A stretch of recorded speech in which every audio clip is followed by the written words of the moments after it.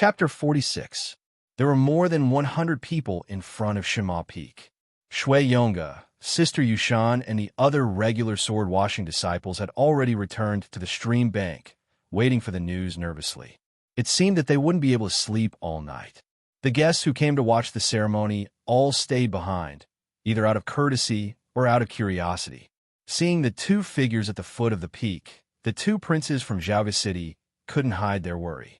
The young girl of the Platonist sect said with her eyes wide open, "This is more interesting." Shui Yu Nunnery and the young girls of Qingrong Peak stood together, discussing something in a low voice, glancing at the foot of the peak from time to time.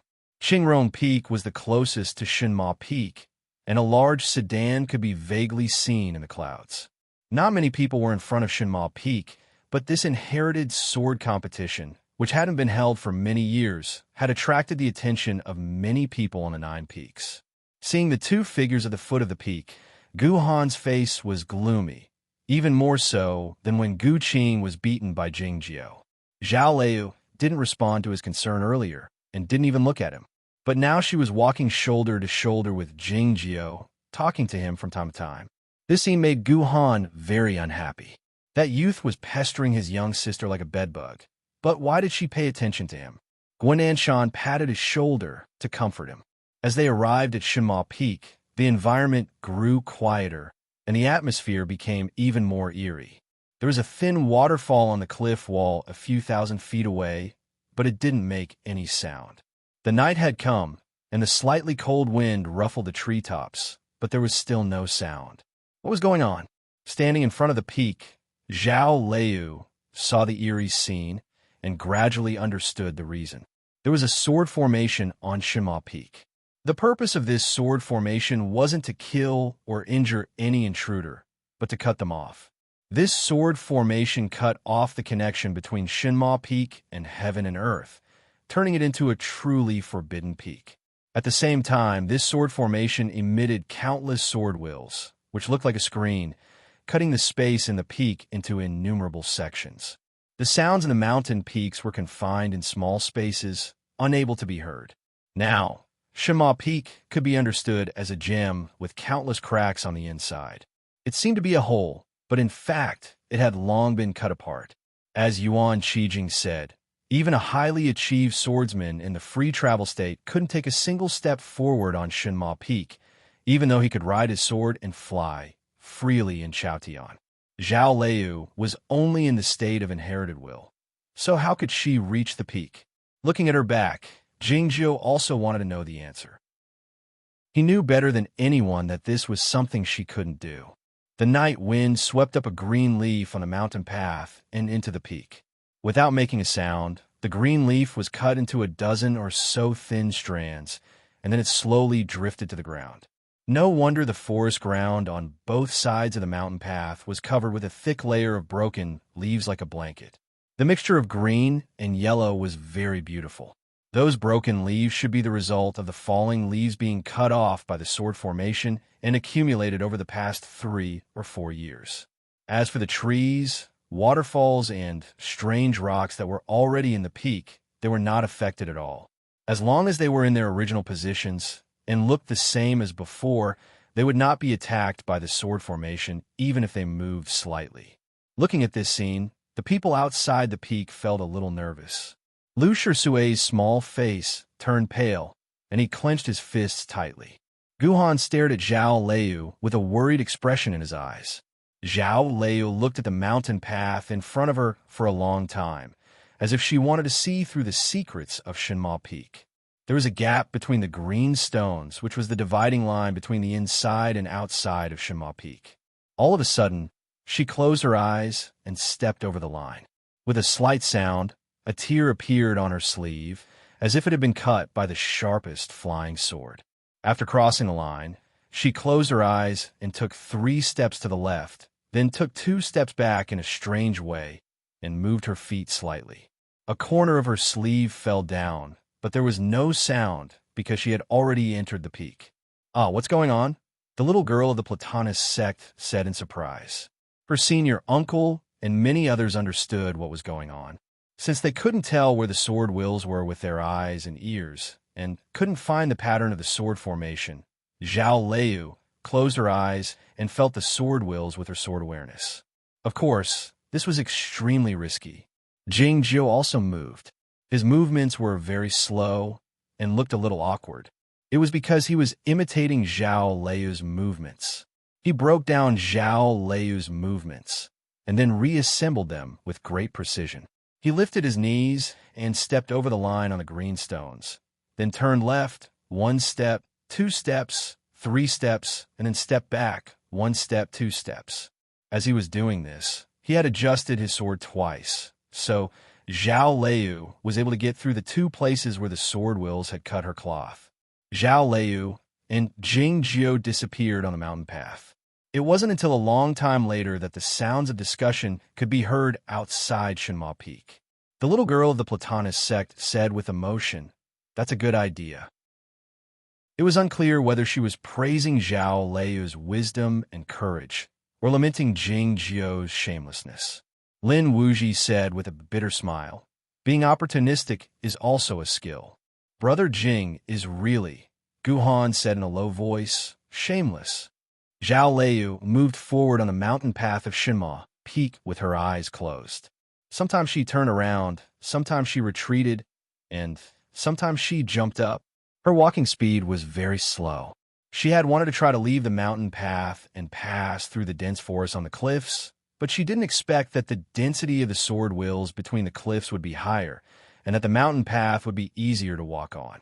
Jing Jiu followed closely behind her. When she moved, he moved, and when she stopped, he stopped. His movements were exactly the same. He looked like her shadow, except that he would make some adjustments to his movements at certain moments to ensure that he wouldn't be cut by the sword wills occasionally like her. There were many small cuts on Zhao Lei's clothes. It was impossible to sense the sword wills with the awareness of sword perfectly. The most dangerous time was when a sword will fell from a tree branch and brushed past her cheek, cutting off several strands of her black hair. Fortunately, she had short hair, so it wasn't very obvious. But the bloody cut on her earlobe was very obvious. Jing Jiu looked ahead and said, "I'm tired." Zhao Lei turned around and glanced at him. Without saying anything, she sat down cross-legged and began to absorb the qi of heaven and earth to recover. The sword formation on Shenma Peak cut the space with the sword wills. Even the light would be refracted, but the qi of heaven and earth was still normal. After a long time, Zhao Lei opened her eyes and looked at the distant peak in silence. Even if she could use the qi of heaven and earth to recover her sword source and physical strength at any time, how long would it take to reach the peak? Along the way, Jing Jiu watched her close her eyes and walk in the sky full of sword wills. He suddenly understood something. After Zhao Lei entered the inner sect, she had been practicing the tempered body of sword wills on the sword peak. Why did she practice such a dangerous method? Was it because she didn't like being stared at? No, it seemed that the reason was very obvious. "So, you've been preparing for today?" "Yes." "Why?" Jing Jiu was a man of few words, and he wasn't as curious as the defender of Aoyama. But this was the 3rd time he had asked this question. Zhao Lei still didn't answer him. She got up and continued walking. Chapter 47. The mountain path in Shenma Peak was very narrow and shabby. The stone steps were of different heights, and some places didn't even have stone steps. The immortal Jingyang never went down the mountain, so there were no disciples here. Every few years, the sect master would bring the elders to Shenma Peak to pay their respects, but they would also ride their swords. No one used the mountain path, so it was in disrepair for a long time. The deeper they went into Shenma Peak, the more shabby the mountain path, and the more powerful the forbidding sword formation. No matter how careful she was, Zhao Lei had more and more wounds on her body, and her clothes were gradually dyed red with blood. The tempered body of sword wills was not enough for her to avoid all the dangers in the sword formation, nor could she completely resist the cuts of the sword wills. Jing Jiu followed behind her with his hands behind his back. "I'm tired," he said. Zhao Lei stopped and sat cross-legged, absorbing the qi of heaven and earth to recover her spirit. After a long time, she opened her eyes. Why are you following me? She glanced at Jingjiao and confirmed that he had no wounds on his body. It seems that you don't have to follow me now. Jingjiao said, I told you, I'm just curious. As he spoke, he didn't look at her, but stared at the porcelain plate in front of him, holding a grain of sand in his hand, thinking about where to put it. Looking at the grains of sand in the porcelain plate that had been reassembled, and thinking about the space in Shinma Peak that had been cut by the sword wills, Zhao Liu was deep in thought. She stood up and looked at the frighteningly quiet mountain path. After a moment of silence, she shook her wrist and held the sword rope that the bracelet had turned into. This seemingly ordinary sword rope had tied up Master Zhua of Bihu Peak, who was in the state of undefeated on the cloud top of the sword peak, so it must be something extraordinary. Jingjiao thought that it was no wonder that the sword rope looked familiar that night. He knew that Zhao Liu was going to use the sword rope to explore the path, so he shook his head. It was a smart choice, but not a good one. Zhao Liu asked why. Jingjiao said, don't use it until the last moment, because someone is watching us.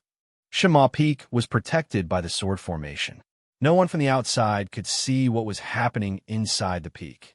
It was even more secretive than the clouds at the top of the sword peak. Thinking about this, Zhao Liu felt that it was indeed difficult to advance, so she prepared to use her strongest hidden technique. But there were always exceptions to everything. The big shots in the reaching heaven state could see through all the fog. There weren't many reaching heaven state figures in the entire continent, but unfortunately, the Aoyama sect had two of them. Jingjiao believed that the two of them did not go to the stream of sword cleansing with their real bodies. They only used the sword sounds to send messages. At this time, they should be watching from their respective peaks. Zhao Liu recalled that he had once said that Yuan Qijing might have secretly entered the reaching heaven state. In that case, who was the person that Jingjiao was on guard against? Sect leader or martial uncle sword justice? Zhao Liu retrieved the sword rope and continued walking forward on the mountain path. This time, her speed was a little faster, and the number of times she was cut by the sword intent was also a lot less. She didn't know if it had anything to do with the grains of sand in the porcelain plate that had been reassembled.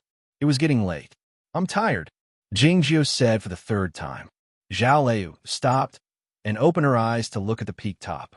She had been walking for a long time, but the top of the Shinma Peak still seemed far away. I overestimated myself, Zhao Liu said after a moment of silence. It's not easy to reach the top of the peak like Martial Granduncle. This sentence had two meanings. You've done a good job. Jingjiao's tone was calm, but sincere. Zhao Liu took the magic pill and bandaged her wound. Judging from the ointment and materials, she was well prepared. Jingjiao didn't do anything to help her. He just stood aside and watched. Calmness often made people look indifferent. He was like a bystander. When Jingjiao and Zhao Liu entered the Shinma Peak, people outside the peak couldn't see them anymore. This was the so-called Forbidden Peak. No matter what, they would be isolated from the outside world. People looked at the deserted mountain path with different emotions. The little girl of the Platonist sect leaned against her senior uncle's chest and yawned. She had slept twice because she was sleepy, but she still didn't want to leave.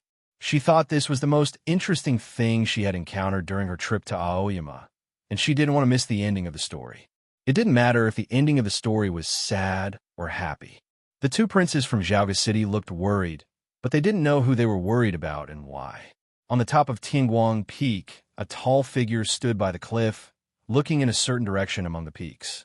Elder Imo, who had just come back from the Shinma Peak, looked at the figure anxiously. Sect Master, when you save the little girl later, don't forget. Jingjiao. On the top of Shanda Peak, the cave room was as cold as an ice house. Yuan Qijing stood by the bottomless well, remaining silent for a long time. No one knew what he was thinking about. Qi Yin came in a hurry, coughing as he told Yuan Qijing about the situation on Shinma Peak. Yuan Qijing walked to the outside of the cave and sneered while looking at the ocean of clouds under the starlight and the lone peak in the distance. She really doesn't know what she's doing. It was unclear whether he was talking about Zhao Liu, Jingjiao, or both of them. The peak was right in front of them, but it was still more than 6,000 feet away from the peak. The night was as dark as ink. The quiet clouds on the peak reflected the starlight, looking like a piece of white paper. Zhao Lei was covered in blood, and her clothes were full of sword cuts. Even her bandage had been torn apart. She looked miserable. "You want to know why I have to climb this mountain, don't you?" She sat down against a pine tree by the path. This was the first time she had stopped walking. Her face was pale, and the look in her eyes wasn't as determined as usual. She looked a bit tired. Jing Jiu walked to the front of her and handed a large green leaf to her, with a crystal-clear dew in it. Before they knew it, the night was deep, and morning was coming. Zhao Lei took the green leaf, bringing it to her lips and drinking it. Jing Jiu asked why. "Because I'm really the inherited sword disciple chosen by Senior Grandmaster." Zhao Lei looked at the peak and said, "You should all think that I'm talking nonsense and looking for excuses, but it's true." By the stream, she said that she was the inherited sword disciple chosen by Senior Grandmaster Jingyang, and no one questioned it, because no one could ask Senior Grandmaster Jingyang, who had ascended to heaven, to verify it. But as she said, not many people believed it. The immortal Jingyang had devoted himself to Taoism and had never accepted a disciple for hundreds of years. Why should he make an exception for her? A person with natural Taoist quality was indeed remarkable in the cultivation circle, but it was nothing to the immortal Jingyang. Jingjiu said, "I believe you." Without hesitation or thinking, he just said 4 simple words. "Thank you." Besides thanking him for his trust, there were other reasons. She said, "If it weren't for you, I wouldn't have been able to come so far." Along the way, Jingjiu had said many times that he was tired. In fact, those were the times when she was exhausted to the extreme. She didn't know how Jingjiu could make such an accurate judgment, but she was grateful to him. It seemed that Jingjiu was not injured because he followed her and copied her footwork to break the formation. But Zhao Lei knew that was not the truth. The real reason was that he was very familiar with the sword formation of Shinma Peak. If it weren't for accompanying her, he would have reached the peak already. Without his company and those seemingly unintentional instructions, she wouldn't have been able to come here alone. Jingjiu said, "Even if you're the chosen one, you don't have to be so anxious." If Zhao Lei was only worried that the inheritance might be lost in Shinma Peak, she could go to Liangwang Peak and practice hard for another 3 years. After 3 years, Zhao Lei should be much stronger than she was now. She could try to climb the peak in the next inherited sword competition, and she would have a greater chance of success.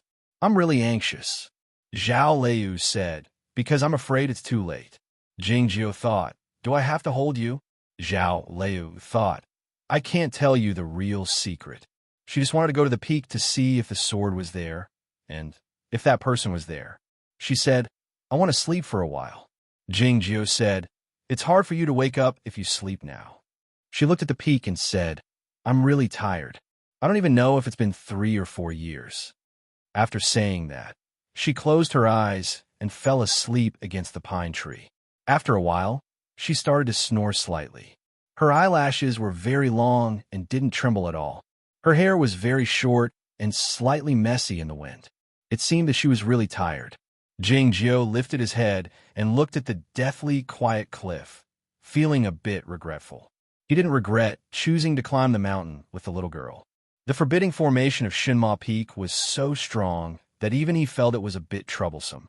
It was really an embarrassing thing. Chapter 48. Of course, he still had a way to reach the top of the peak, but as he told Zhao Lei, someone might be watching him at the moment. The sect leader and Yuan Qijing could both see this place if they wanted to. At any other time, Jingjiu would definitely not continue to the peak and would go back. But he glanced at Zhao Lei and thought, this young lady must be very disappointed. Then let's watch. He looked at the mountains deep in the sea of clouds and said softly. He reached out and touched the bracelet on Zhao Lei's wrist. Silently, the bracelet left the girl's wrist and turned into a sword rope in his hand. For some reason, this extraordinary sword rope was willing to listen to his orders. With a thought, the sword rope shot out like a snake and wrapped around Zhao Lei's body. He untied the sword from his back, thought for a moment, and put it back. He picked up Zhao Liu and walked up the peak. His technique was ingenious. The sword rope and her body were evenly distributed. Carried by him, Zhao Liu slept soundly like she was in a hammock. She did not wake up. Jing Jiao climbed the peak. His style was naturally completely different from Zhao Liu's. He was not as cautious as Zhao Liu. She took 3 steps forward and 2 steps back. Sometimes she turned left, and sometimes she skimmed. He did not pay attention to anything. He just walked. After 2 steps on a mountain path, he encountered a sword will. There was a crisp and loud crack. A tear appeared on his white robe. He continued forward without any pause, as if he did not notice it. He continued forward on the mountain path. His steps became faster and faster. He encountered more and more sword wills, and the crisp sounds became more urgent. Crack, crack, crack, crack. It sounded like a storm was approaching, like countless bowstrings breaking at the same time, and like countless swords colliding. The sounds of swords were endless. The area separated by the sword formation was forcibly broken through. The sound echoed between the cliffs, but it couldn't get out of the peak. Gradually, it mixed together and became deeper and deeper, more and more terrifying. It was like thunder constantly sweeping the mountain path. If someone was on this part of the mountain path at this moment, they would probably be deafened by the thunder formed from the tens of thousands of sword sounds. Zhao Liu did not wake up. Her face was rosy, and she was sleeping soundly. It seemed that she was well protected by Jing Jiao. After an unknown period of time, the night was still dark, and the morning light had yet to arrive. The Shima Peak was right in front of them. Between the green peaks and precipitous cliffs, a few pavilions could be seen faintly. Jing Jiao stopped and rubbed his face. Charging all the way from the mountain peak to here and breaking through so many sword intents, even he felt his face go numb. His white robe was very special. It was impervious to fire and water and could resist flying swords. At this time, it had already become extremely tattered. Dozens of strips of cloth hung on his body, revealing his white jade-like body. He looked to be in a sorry state. Suddenly, there was the sound of the wind in the cliffs, whimpering incessantly. It was exceptionally sorrowful, like the weeping of ghosts. Dozens of gloomy and cold soul flames drifted out from the cracks of the cliff ahead. They gradually merged together, revealing a ferocious and ugly face. It looked extremely frightening. That's why Mo Chi was nicknamed the Dark Spirit back then. He is indeed very ugly. Looking at the Dark Spirit exuding a gloomy aura, Jing Jiao shook his head. Many years ago, when Taiping Jinren was behind death's door, the human imperial court and the Ice Snow Kingdom had a great battle between the cultivation practitioners on the Lanling Snowland.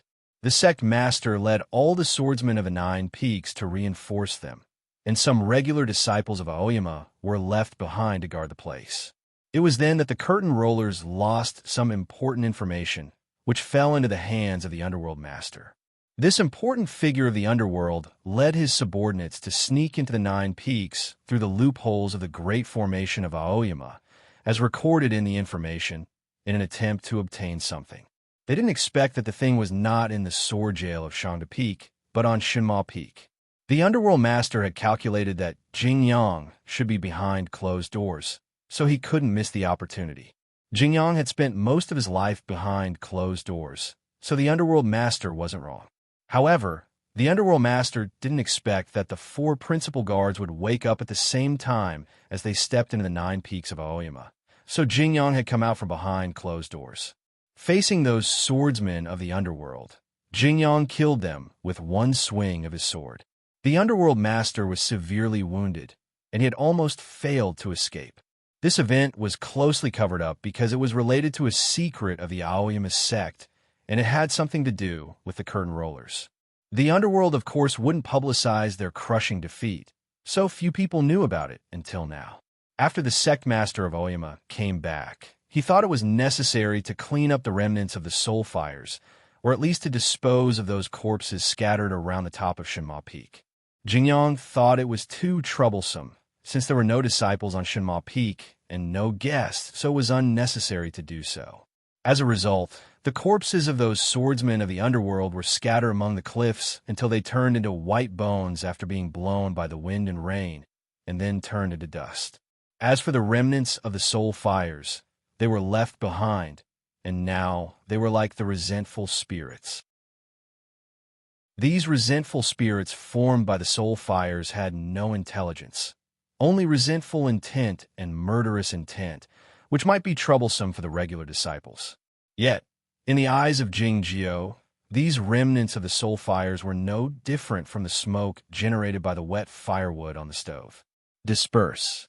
Jingjiu carried Zhao Liu and headed toward the top of the peak. He didn't stop when he passed by that terrifying underworld spirit. That underworld spirit let out an ear-piercing shriek, trying to swallow Jingjiu.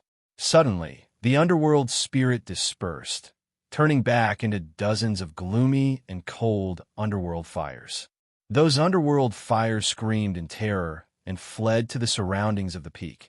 But they didn't get far before they landed on the cliff rocks and turned into dozens of wisps of green smoke, vanishing without a trace. It's much easier to wait for them to gather together than to look for me everywhere, Jingjiu thought as he walked into the small building on the peak. Like most of the buildings in Aoyama, there was a cave behind the building. This was Jingyang's abode in the past. The building was naturally made of the most precious material of giant trees, and the floor was paved with white jade. The richly ornamented beams and painted rafters didn't look tacky, and all the details were perfect. But it was obvious that no one had been here for a long time. Be it the beams or the floor paved with jade, they were all covered with a thin layer of dust. Jingjiu walked in front of the wall and turned the luminous pearl on the wall. With a few cracking sounds, the ground shook slightly, and something started to turn. A cool breeze blew, lifting up the dust on the beams and the ground and blowing it out of the building. Soon, the cave was spotless and very clean. Jingjiu put Zhao Liu on the ground and walked around the building, occasionally touching the stone walls, pillars, and utensils. Finally, he came to the center of the building and looked around with his hands behind his back, feeling a little emotional. He didn't think that he would see these things again so soon. Zhao Liu had changed his plan, but it seemed to be a good idea. He walked into the abode and pressed on the stone wall at the end. The stone wall opened silently, revealing a quiet room. There were dozens of clothes hanging in the stone room. They were mostly plain and looked very clean. Jingjiu's fingers slowly brushed past these clothes and stopped. Chapter 49. When Jingjiu returned to the front, Zhao Liu had already woken up. She looked around vigilantly, and the small cyan sword was flying silently around her, ready to attack at any time. She vaguely guessed where they were, but she couldn't believe it, so she became more nervous. It wasn't until Jingjiu walked out that her expression relaxed a bit. "What's going on?" she asked. Jingjiu said, "As you can see, we're already at the top of the mountain." Zhao Liu's voice was slightly trembling. "Is this the cave residence of Senior Granduncle?" Jingjiu said, "It should be." Zhao Liu put away Qin Jian and stared into his eyes. After a long silence, she said, "How did you do it?" She had guessed that Jingjiu should have a way to reach the top, but she was still very surprised when he really did it and brought her to the top with him. After some thought, Jingjiu said, "When you were asleep, a fairy man with a white beard suddenly appeared and brought us here. Then he disappeared without a trace." Zhao Liu looked at him and didn't speak. Jingjiu asked, "Is this story not good?" Zhao Liu said no. Jingjiu said, "Is it possible for you to believe it a little?" Zhao Liu looked at him and said seriously, "I'm not Lu Shui." Jingjiu sighed. "It seems that I have to think of another story." Zhao Liu asked, "Who are you?" Jingjiu said, "I'm also looking for the answer." There was a stone chair in the cave residence left by immortal Jingyang. There was a cushion on it, and the cushion was embroidered with simple patterns of flowers and birds with gold thread. It was unknown how many years it had been worn, and the color of the golden thread had long faded. Even the patterns were a little blurred, but it was not broken. The cushion was very thick and soft like a cloud. Jing Jiu sat on it without hesitation and then watched Zhao Liu looking for something in the cave residence. "Are you looking for that sword?" Zhao Liu stopped and looked at him in confusion. "Don't you want to find that sword?" Jing Jiu wanted to say something to her, but she had already gone somewhere else.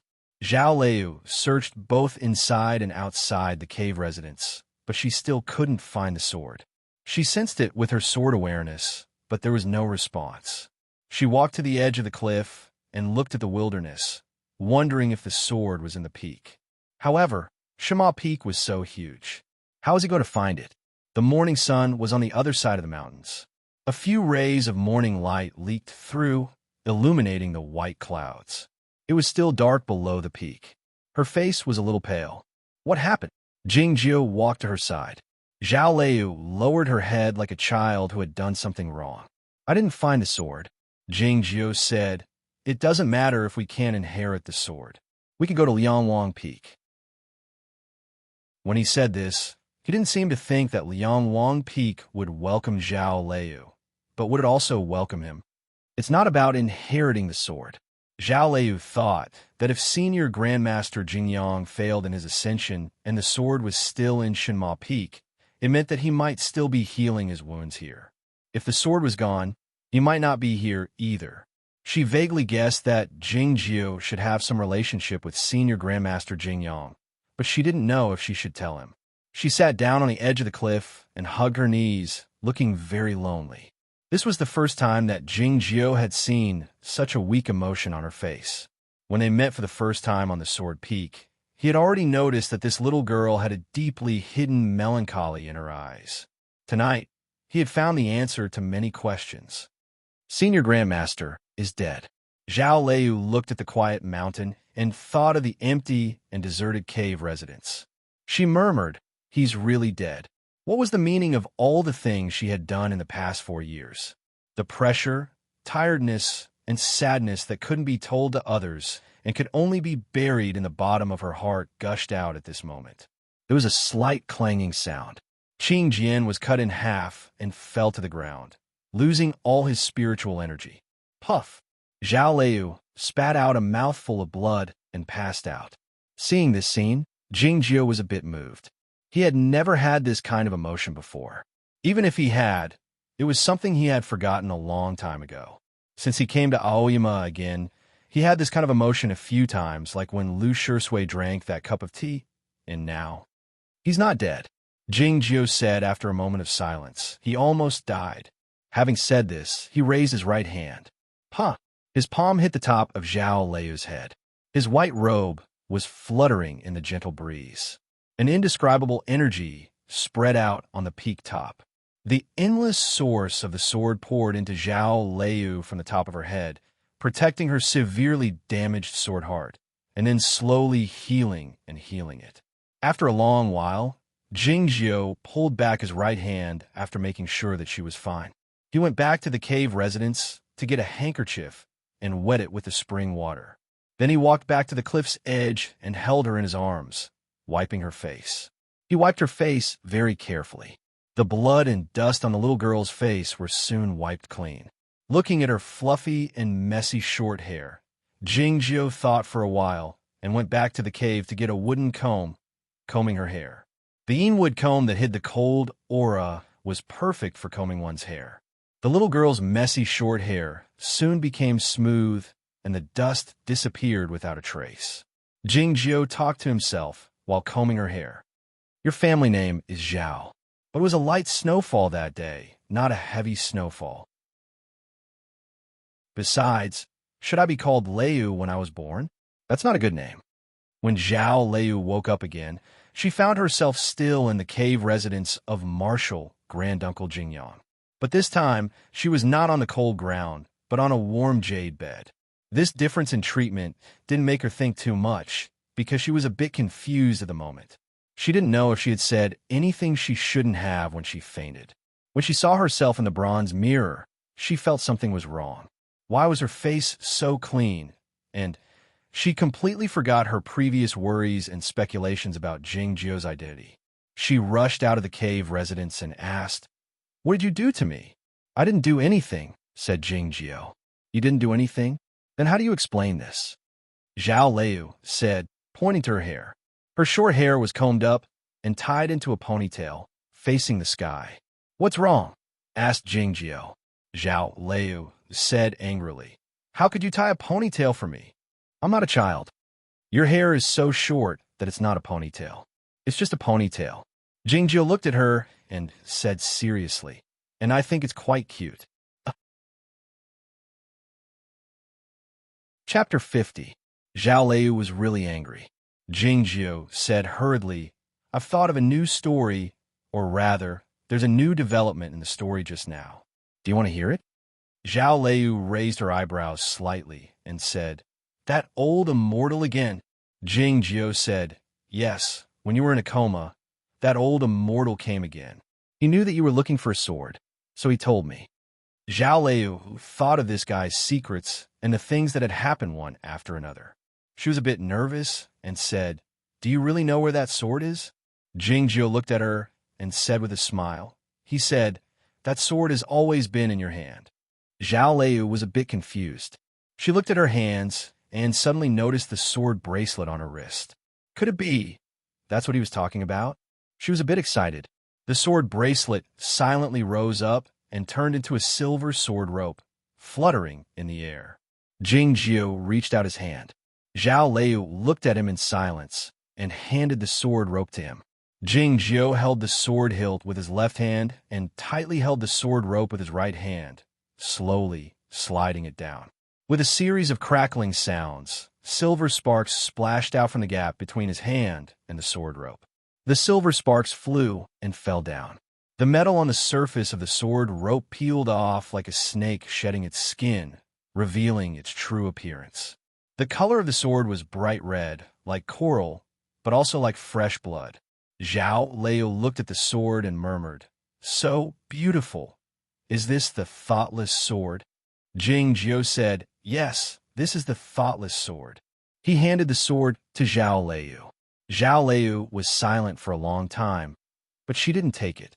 You found this sword, so it's naturally yours. The thoughtless sword represented more than just a sword. It was also the legacy of Shinma Peak, Jingyang's legacy. Zhao Lei was very proud and didn't want to accept this kind of gift. She looked at Jingjiu and asked, Are you a descendant of Martial Granduncle? Or are you the true successor of Martial Granduncle? Jingjiu thought for a moment and said, From a certain point of view, both theories make sense. Zhao Lei said, Then this sword should be yours all the more. Jingjiu said, You said that he chose you to be the inherited sword disciple of Shinma Peak. I haven't met Martial Granduncle. I only know that he met my mother when he passed by Zhaoga City. He appointed me as the inherited sword disciple when I was still in my mother's belly. Aoyama sect had already sent masters to protect me. As a result, I wasn't destined to be an ordinary noble lady even before I was born. I didn't need to marry for the benefit of my family, nor did I need to participate in those boring poetry meetings. I didn't need to worry about being selected to enter the royal palace. My life was blessed. Zhao Lei said, All the beauty and jealousy were given to me by Martial Granduncle, but I haven't met him, and I haven't discovered the secret of this sword. I don't have the ability to climb to Shinma Peak, so how can I be qualified to be his successor? Jingjiu said, Maybe you didn't think so. Zhao Lei raised her head and looked at him. Jingjiu said, Your ability and your will are not important, because his will is very clear. You have been wearing this sword bracelet since you were born, which means he wanted you to inherit Shinma Peak from the very beginning. Otherwise, why would he put the thoughtless sword by your side? Zhao Lei remained silent for a long time. She glanced at Jingjiu and didn't say anything more. She walked to the sword platform in the deep part of the manor cave and inserted the thoughtless sword into it with a solemn expression. The long night had passed. The morning light illuminated the high peak top, but it was still very dark at the foot of the mountain. Most of the people at the foot of the peak had left. Among the guests, the high monk of the Guoqing Temple and the two princes of Zhaoga City were still there. The little girl of the Platonist sect was still holding on. As for the disciples of the 9 peaks like Guanan Shan, Lin Wuji, and Gu Han, they had to wait until the end. People had no confidence that Zhao Liu and Jing Jiao could climb to the top of Shinma Peak. After one night, even the last hope had been shattered. What people didn't understand was why the sect master hadn't rescued them yet. Were they all right? Were they in any danger? Suddenly, a gust of wind rose in Shinma Peak. The wind howled, making the wild trees on the mountain shake incessantly. The thick broken leaves at the bottom of the forest rose with the wind and danced wildly in the sky. It was a spectacular and beautiful scene. Guananshan was slightly alarmed. Why could he hear the sound in Shinma Peak? He didn't have time to think more deeply before another drastic change occurred. The wind rolled the fallen leaves up to the top of Shinma Peak and finally touched the cliff wall illuminated by the morning light. The morning light seemed to ignite the powder of the fallen leaves. A raging fire was ignited on the cliff, soundless but wild. It wasn't a real fire. It emitted infinite light, but no heat. The cliff wall and forest of Shinma Peak were illuminated, as if it was daytime. But it wasn't over yet. The cliff wall and forest even began to emit countless rays of light from the inside out. People could clearly see the partition of the sword formation. Shinma Peak was like a giant glass that was broken but not cracked. There were countless faces inside, reflecting the light. It was magnificent. The light became denser and brighter, and the partition lines became more and more blurred. At a certain moment, a light sound was heard between heaven and earth. Like the fire, this sound wasn't real, but it fell clearly in everyone's heart. Whether it was the sword discernment, the Zen heart, or the ocean of consciousness, they could all hear this sound. This was the sound of a sword. This was the sound of a silver vase breaking. The jade beads fell on the plate. It was extremely crisp. The gentle wind blew over, and the morning light dispersed slightly. The wildfire in the cliff had disappeared, and the sound of a sword had also disappeared. Shinma Peak stood under the sky, still as tranquil and solemn as ever. It seemed that nothing had happened, and the mountain was still the same. However, everyone knew that this mountain was different from before. The forbidding formation of the sword formation was lifted, and Shinma Peak reappeared in the human world. The inheritance of the 9th peak of Aoyama was continued. Looking at the lonely peak under the morning light, Guananshan remained silent. Lin Wuji was pleasantly surprised, and Gu Han was bewildered and speechless. The young girl of the Platonist sect rubbed her tired eyes and asked, "What happened?" The elder of Shuriwe Peak, who presided over the inherited sword formation, said sentimentally, "Congratulations to young senior master for continuing the inheritance." The sad voice of the peak master of Qingrong came from a distance. Chapter 51. The news of the inherited sword competition of the Aoyama sect soon spread all over the world. Normally, the inherited sword competition was only an internal affair of the Aoyama sect, and the participants were only disciples of lower states, so it shouldn't have caused such a sensation. However, 2 disciples with natural Tao quality participated in the competition, and a genius in swordsmanship appeared out of nowhere. More importantly, 2 of them chose to inherit the Shinma Peak and succeeded. The news that the Shinma Peak could be seen again shocked all the counties in the south, and soon spread to Zhaoga City and the windy Blade County in the north. Even the underworld and the Icy Kingdom received the news, because the 9th peak of Aoyama had a special status in the cultivation world. After all, the manor cave of the immortal Jingyang was located there. The immortal Jingyang rarely traveled in the world, keeping a low profile and being mysterious, but who dared to ignore his existence? Who dared to say that the Aoyama sect had nothing to do with the immortal Jingyang, that it could become the leader of the orthodox sects? With the reopening of the Shinma Peak, who knew whether that inherited sword disciple would become the second immortal Jingyang? How could those cultivation sects and Zhaoga City not be nervous? How could the underworld and the Icy Kingdom not be worried? As a result, Zhao Liu's reputation in the cultivation world became more and more well-known. In the past, the cultivation world knew that she was of natural Tao quality, but she was still young, so her future development depended on her. Now that she had successfully inherited the Shinma Peak, it was a different story. At the same time, many people also knew the disciple who followed her to climb the Shinma Peak. His name seemed to be Jingjio. The disciples of Aoyama were eager to know what Senior Grandmaster Jingyang had left behind. Since Senior Grandmaster didn't ascend with the Thoughtless Sword, there might be other treasures on the top of the Shinma Peak, such as the Nine Death Sword style. Every time they thought of this, the disciples felt jealous of Zhao Liu and Jingjio. Of course, they admired Zhao Liu's courage and determination in the inherited sword competition. Therefore, the one they really envied was Jingjio. If it wasn't for Junior's sister, how could he have reached Shinma Peak? Guhan said with a frosty face. That night, we saw with our own eyes how despicable and shameless he was. In my opinion, he should be disqualified from inheriting the sword.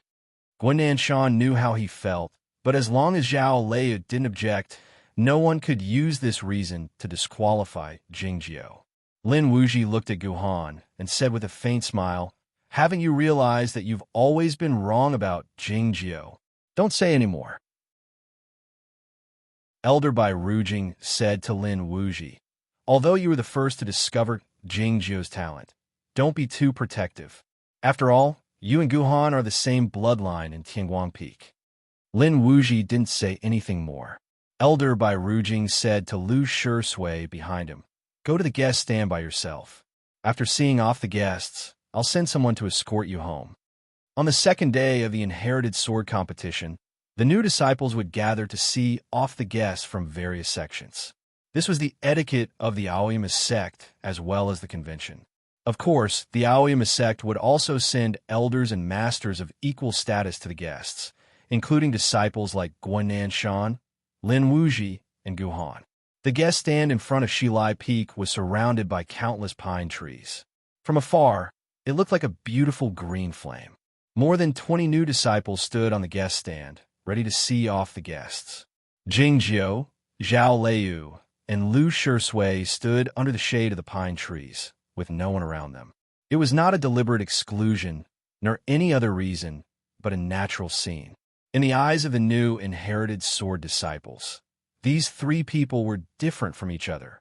Especially when they looked at Zhao Liu, they were more respectful and admiring than before.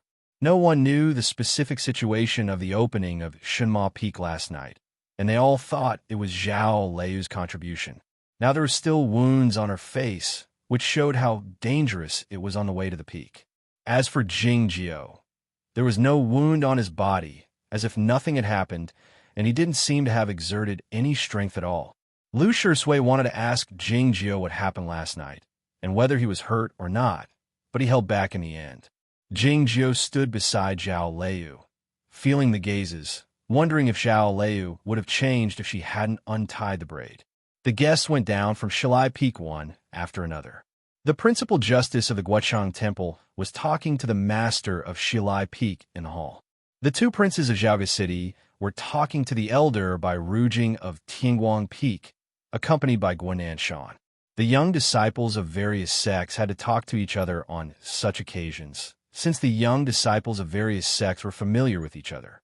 Disciples like Lin Wuji and Guhan, who had been famous for a long time, had many old acquaintances with the disciples of the various sects, so they naturally spoke very naturally. However, new disciples like Qi Yuan Liang and Si Kong Yamin were inevitably a little nervous, and even stuttered when they spoke. The female disciples of Shui Yununnery were standing with the female disciples of Qingrong Peak, as usual. Jingjio thought of young sister Lian and glanced at her. Unexpectedly, he was seen by those female disciples, causing a burst of laughter that sounded like silver bells. The young girl of the Platonist sect skipped to the front of Lu Shui, saying to him, "Come to my place to play in the future."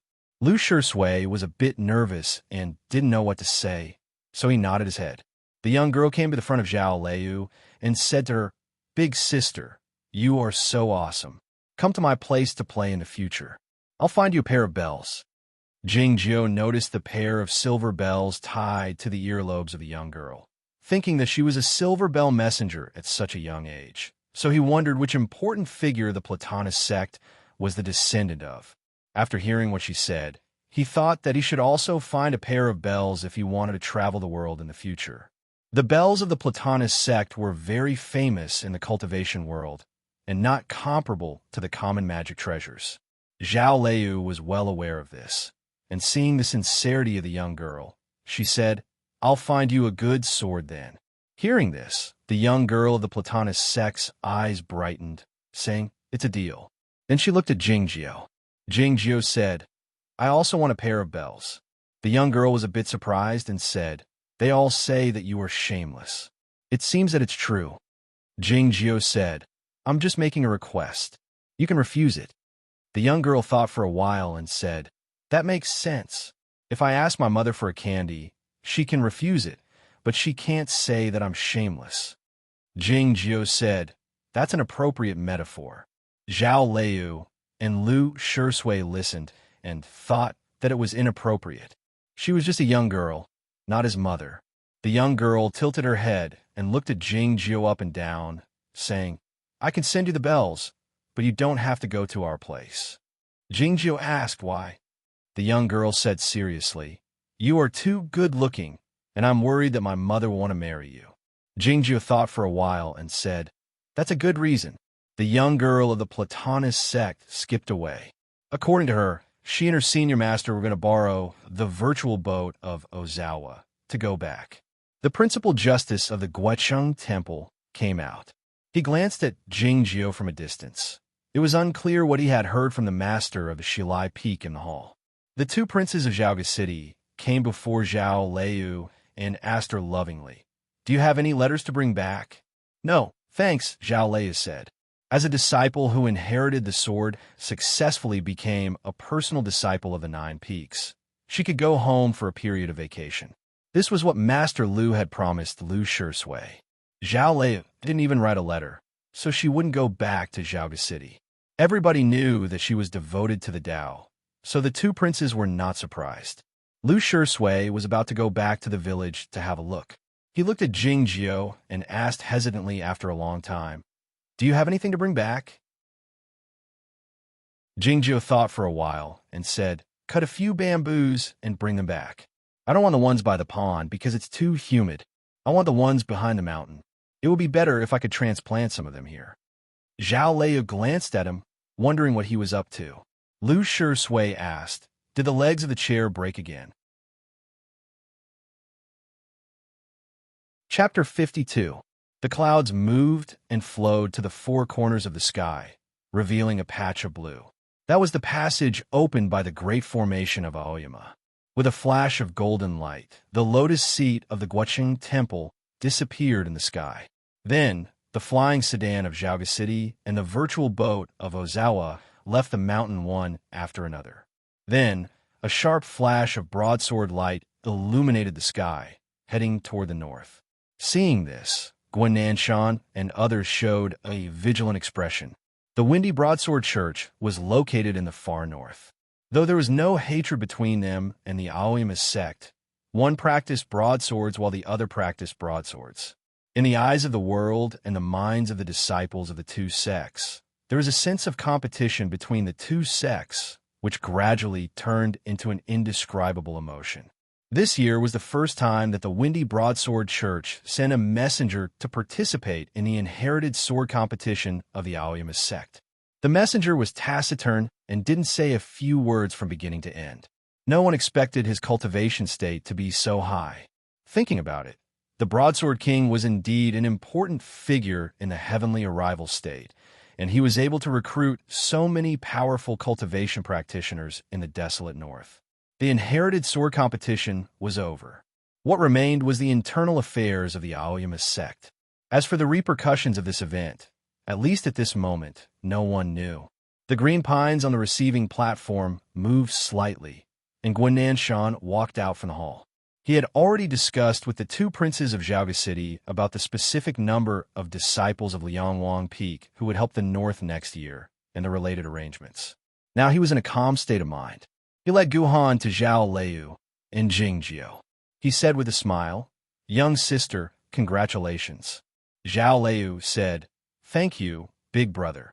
Guan Shan said, as far as I know, there shouldn't be the real book of the Nine Deaths sword on the Shinma Peak. Zhao Leia didn't say anything. Guan Shan looked at her and continued, why don't you come to Liangwang Peak and have a look? He had made the suggestion at the inherited sword competition yesterday, and the sect master acquiesced. No matter how she inherited the sword, she still had to learn the sword. There was no Nine Deaths sword technique in Shinma Peak, so what could Zhao Leia learn? If she was willing to join Liangwang Peak, she could easily learn about the mysterious sword formulas of the other 8 peaks. Of course, she could keep her identity as an inherited disciple of Shinma Peak. No matter how one looked at it, Guananshan's proposal was the best choice for Zhao Lei. Zhao Lei didn't accept it. As I said yesterday, even if I fail in the inherited sword competition, I will not go to Liangwang Peak. She didn't continue, but the disciples on the stage understood what she meant.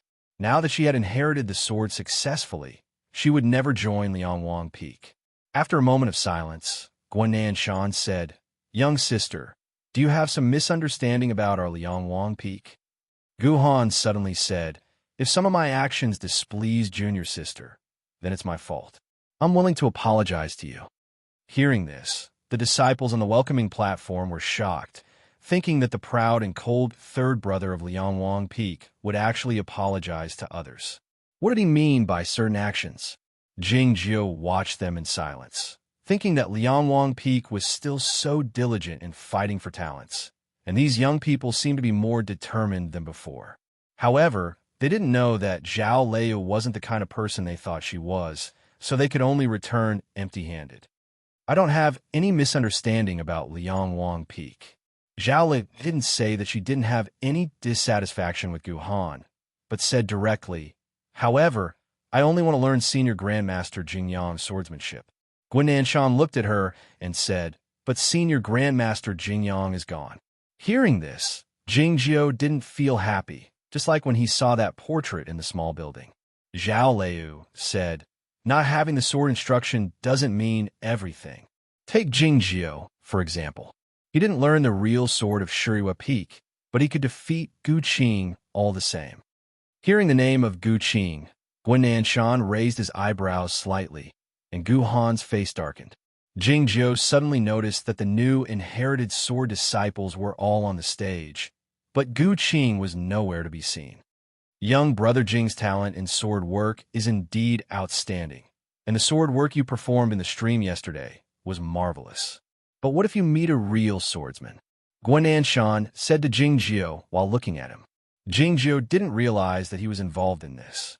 Of course, I don't think there's anything wrong with young brother Jing's sword work. Guan Shan looked at him and said with a smile, on the contrary, I agree with him. If you had been to Liangwang Peak, you would know that the sword work practiced by the disciples of Liangwang Peak is to kill our enemies. We don't restrict ourselves to any means. We will kill people even if we don't have a sword in our hands. It seems that young brother Jing is really suitable for Liangwang Peak. Jing Jiu said, I thought you guys didn't like me. Guan Shan said, your big brother Gu just wants to toughen you up. We want to see if you have the courage to draw your sword under pressure. And you proved yourself yesterday. The young disciples on the stage were a bit surprised. They found that Liangwang Peak really wanted to recruit Jing Jiu. Jing Jiu didn't say anything. Guan Shan looked at him and continued, to achieve the Tao, one must first train his muscles and bones, toughen his spirit, and toughen his will. Only then can he move forward bravely. You should know this. Jing Jiu shook his head and said, we practice different Tao. In my opinion, your Tao is wrong. The gentle breeze rustled tens of thousands of pine trees, and the sound of waves was like the sea. It was quiet on the stage. Guan Shan still smiled and said, please advise me. You think we should exert enough external pressure to make the disciples firm their sword hearts? Jing Jiu was talking about the harsh training Liangwang Peak put on the disciples, including the pressure they put on Lu Shui and the deliberate suppression they put on him. This is from the outside to the inside. I don't like it. I think Tao cultivation is a personal matter, and it should be from the inside to the outside. Of course, I'm not sure which method is more effective for the ordinary disciples. I don't like you guys, or I'm prejudiced. I will try to treat you guys fairly in the future. Jingjiu patted Guananshan's shoulder to show his encouragement. Guananshan was the first disciple of the sect master of Aoyama and the chief disciple of Liangwang Peak. He could be said to be the leader of the third generation of disciples. He was fair and gentle, different from those indifferent and arrogant young people on Liangwang Peak. But the ordinary disciples were all scared when they met him, and no one dared to speak to him like Jingjiu. He even patted his shoulder. The stage became even quieter. For some reason, Guananshan couldn't get angry, except for the initial shock, as if Jingjiu's action was natural. He looked at Jingjiu as if he was looking at his master. His feeling was weird and not good. He frowned. Guhan stared at Jingjiu and said coldly, "You don't respect your master. You are shameless. Do you think you can live freely after you go to the 9th peak with my junior sister? Don't try to enter Liangwang Peak again. If you don't care, I want to know what sword style you're going to learn in the future." The Shima Peak of the inherited sword didn't have a sword style. In the eyes of the crowd, this was the biggest problem for Zhao Liu and Jingjiu. Zhao Liu said calmly, "This is our own problem. We ourselves." Hearing these two words, Guhan couldn't help but twitch his lips. He looked at Zhao Liu and said, "Junior sister, you are so shameless." Zhao Liu raised her eyebrows slightly. Jingjiu said, "You are wrong." Guhan sneered and said, "Am I wrong? Do you think I can't guess how you got to the top of the peak just because you can't see the mountain path? Who among the disciples of the 9 peaks doesn't know how shameless you are?" Jingjiu said, "What I meant is that you've addressed her wrongly. You can't call her young sister anymore, but peak master or senior master." The wind rustled the green trees as if they were responding to him. On the quiet reception platform, the disciples felt it was ridiculous when they heard these words. But when they thought about it carefully, they panicked. Jingjiu wasn't talking nonsense. Zhao Liu inherited the sword of the Shenma Peak, so she should be regarded as the reincarnation disciple of senior Grandmaster Jingyang. In other words, she was of the same generation as the sect master, Yuan Qijing, the peak masters, and those elders, Guananshan and Guhan. Even if they were the best among the disciples of the third generation of Aoyama, had to call her peak master or senior uncle respectfully when they met her. Guananshan looked a little confused, but he soon came to his senses and shook his head with a bitter smile. Guhan was so angry that he laughed. He looked at Jingjiu and said, "Do I have to call you senior uncle?" Jingjiu said, "Yes." Guhan was stunned. All the disciples on the reception platform were stunned. Yesterday, Zhao Liu and Jingjiu were regular sword-washing disciples, but today they became the seniors of the crowd. I just remembered that my master told me to do something, but I haven't done it yet. A young girl of Qingrong Peak didn't look in Jingjiu's direction. She said something to her companion and walked away from the stone platform. Soon, the disciples on the reception platform left one after another for various reasons. They didn't greet Guananshan and Guhan before they left. What else could they do? Did they really have to call Jingjiu senior uncle? Guananshan said with a bitter smile, "Senior uncle." Chapter 53. While this interesting incident was taking place at the receiving platform, there was also a dispute in the Grand Hall of Shilai Peak. Since they were going to discuss some important issues that day, all the peaks had to attend the meeting in person instead of communicating via swords. The participants were not the peak masters, but the important figures of their peaks. For example, Shanghai Peak sent Qiyin, Qingrong Peak sent Mei Li, Tingguang Peak sent by Rujing, Bihu Peak, Yunxing Peak, and Shirua Peak sent a few senior elders, and only the host of the meeting was the master of Shilai Peak himself. The sect master and Yuan Qijing rarely showed up on such occasions. But why didn't the peak master of Qingrong and the peak master of Yunxing, who always wanted to prove their existence? It was because these important figures of the Aoyama sect suddenly found an embarrassing issue after the Shenma Peak reappeared this morning. Two disciples of the third generation had suddenly become their peers. If the peak masters were going to discuss the matter, Should they invite the little girl Zhao Liu to come? Should they greet her with their swords when they saw that little girl? It was a strange feeling, so they decided not to come. From this point of view, the masters of the Aoyama sect were much more powerful than the disciples like Guhan. The first issue. Sitting on the futon, Qi Yin said to the crowd, "Yesterday at the inherited sword competition, Gu Qing used the sword style of Shuriwa Peak, the highest standard of the 6 dragons returning to the sun. Did he learn it secretly, or did someone teach him? I'll find out the truth." It was quiet in the grand hall, and no one responded. Gu Qing grew up on Liangwang Peak, and he was Gu Han's younger brother, as well as Guan Nanshan sword attendant. No one would believe that he learned it secretly. The problem was that both Guan Nanshan and Gu Han were disciples of Tianguang Peak, and the former was the principal disciple of the sect master. It was obvious that the Shanghai Peak wanted to find out the truth to establish their authority, aiming at Tianguang Peak. Is senior brother Yuan going to fight with the sect leader again? The elders who knew the secrets of the past remained silent. Even they did not dare to speak up in the battle between the two great figures of Aoyama. Qian's gaze fell on the elder of Shuriwa Peak. That elder laughed bitterly, thinking that this kind of thing was very common. Normally, no one would look into it.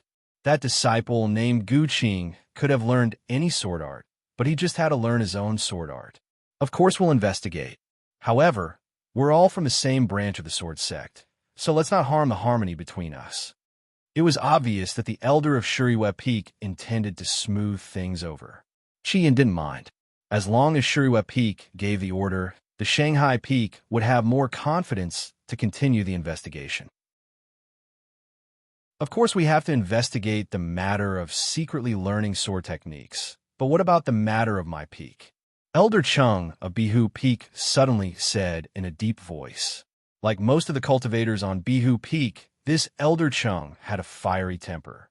The former peak master of Bihu Peak, Lei Poyan, had gone mad and then died suddenly.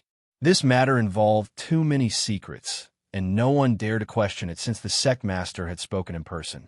Yet, the master and disciple of Bihu Peak were not willing to accept the result, especially since a tragedy had happened on Bihu Peak not too long ago. Elder Chung yelled, "Does young brother Zhuo also want to die with regrets?" Qian noticed the word also in Elder Cheng's words and said with furrowed brows, "There are some clues in this case, but we can't be sure yet." Staring into his eyes, Elder Chung said, "Can't be sure yet? Then when can we be sure?" Qian said, "The Shanghai Peak doesn't need to explain to anybody when investigating a case." As the atmosphere became a bit tense, a gentle voice rang out. "Since the Shima Peak hasn't come this time, we'd better take the time to talk about that matter." The speaker was the master of Shilai Peak, sitting on the highest spot. The master of Shilai Peak was a swordsman in the upper state of the Broken Sea. His 2 white eyebrows drooped down, moving slightly with the wind, giving him a sage-like demeanor. It became quiet in the hall, and nobody spoke for a long time. Everybody knew what the matter the master of Shilai Peak was talking about. To be more precise, it was that youth. That's right.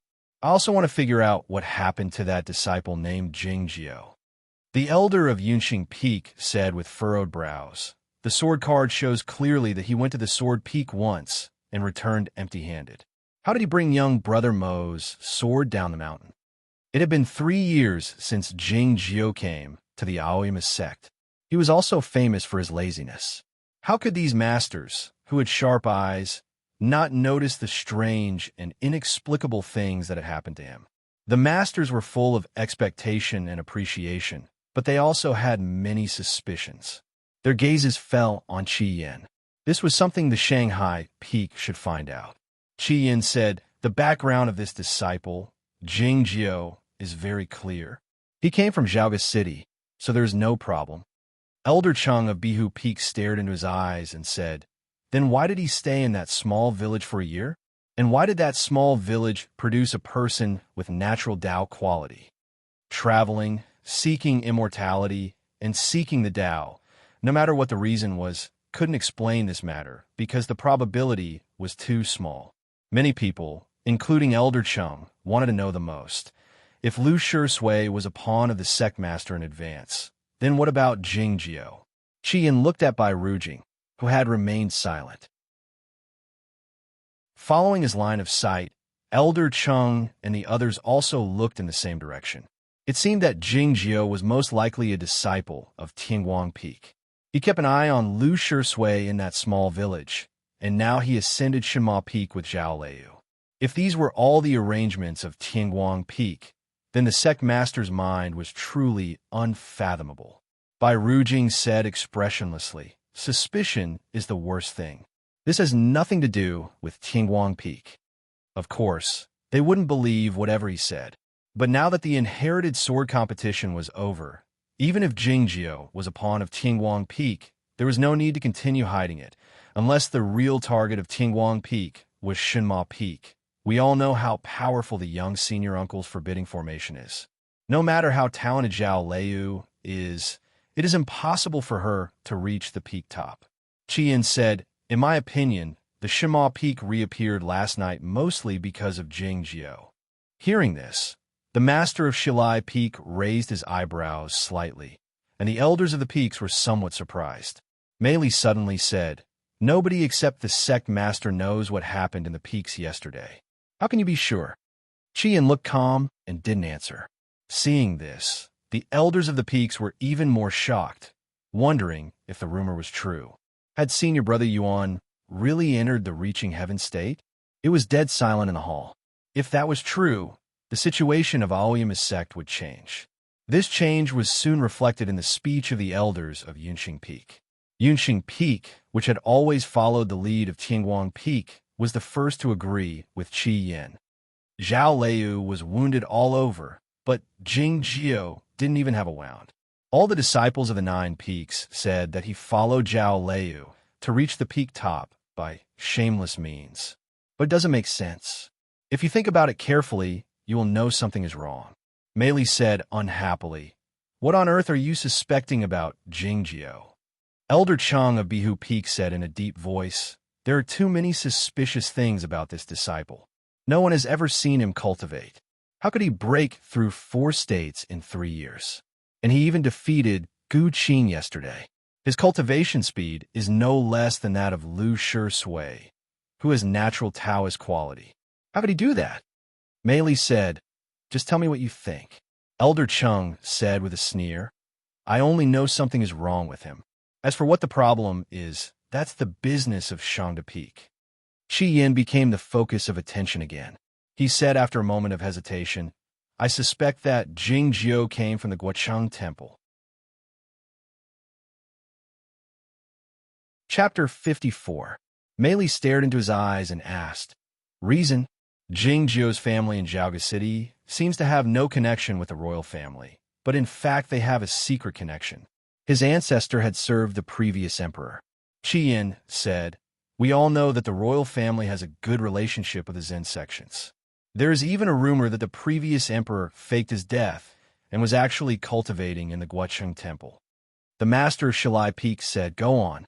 Qi Yin continued, "The Guocheng Temple sent the principal justice here for the inherited sword competition. This is one of the reasons. The principal justice had a high status in the Guocheng Temple and was the most important figure among the guests, so the master of Shilai Peak had to come in person to be his equal. Normally, a matter like the inherited sword competition shouldn't bother him. The principal justice had remained silent from the beginning to the end, but he had been waiting at the foot of the Shinma Peak the night before. Why? The highly achieved monks of the Zen sects were not interested in the excitement. The 2 princes of Zhaoga City were worried about Zhao Liu, but what was he looking at? The people in the hall were deep in thought. Mei Li asked, "I have a question. Does it mean that Jingjiao knows how to break the forbidding formation of the Shinma Peak just because he came from the Guocheng Temple?" The young senior master had a good relationship with the Guocheng Temple. Qi Yin looked at the crowd and said, "You guys haven't forgotten that the 9 peaks never had any guests, but Zen master stayed on the peak for 100 days. Thinking of the past, a smile appeared on Mei Li's pretty face. That young monk was so cute that even I wanted to stay a few more days. The master of Shilai Peak said, "Young sister, don't be rude to Zen master." Mei Li smiled embarrassedly, indicating that she should stop talking. Qi Yin said, "There's another way to reach the peak top, the Vajra body. If Jingjiu came from the Guochang temple, all these things would make sense." The elder of Yunqing Peak said, "There is also a rumor among the disciples of the younger generation that Jingjiu likes to touch people's heads. Whether it was Lu Shui or Zhao Liu, Jingjiu had touched their heads, and it had been seen by others." Mary asked, "So what?" The elder of Yunqing Peak said, "The monks of the Zen sects like to do this the most. It's called enlightenment." Mei Li laughed and said, "Senior Marshal Brother is really interesting." Qian also laughed and said, "It's just a casual guess without any proof. These discussions naturally won't spread, so as to not chill the hearts of these disciples." The master of Shilai Peak sighed. "He is no longer a disciple, but a peer. Even I have to call him junior brother. What a mess." Elder Chung of Bihu Peak didn't understand their feelings at the moment. He said sternly, "What if Jingjiu really came from the Guochang temple?" The master of Shilai Peak glanced at him and said lightly, "Then we'll raise him. What else can we do?" The elder of Yunqing Peak praised, "That's right. We'll try to raise the second broadsword saint in the future. Those monks will go for wool and come home shorn." The master of Shilai Peak stroked his white eyebrows and said expectantly, "If it's true and it can be done, it'll be wonderful." On the top of Shangda Peak, Qian walked to the deep part of the manor cave and looked at the figure by the well, saying, "I've said what I should say, but it seems that no one believes it. It's indeed a bit far-fetched." Yuan Shijing turned around and said expressionlessly, "When the broadsword saint revealed his identity, who among the poor people of the Windy Broadsword Church dared to believe him?" What he was talking about was a past event in the cultivation world. The broadsword saint used to be a monk of the Guoqing temple. During his experience of the mortal world, he chose the northern land and joined a very small sect that used the broadsword. Amidst the wind and snow, he and the small sect fought enemies together and went through life and death together. 10 years later, he found that he couldn't leave this place anymore.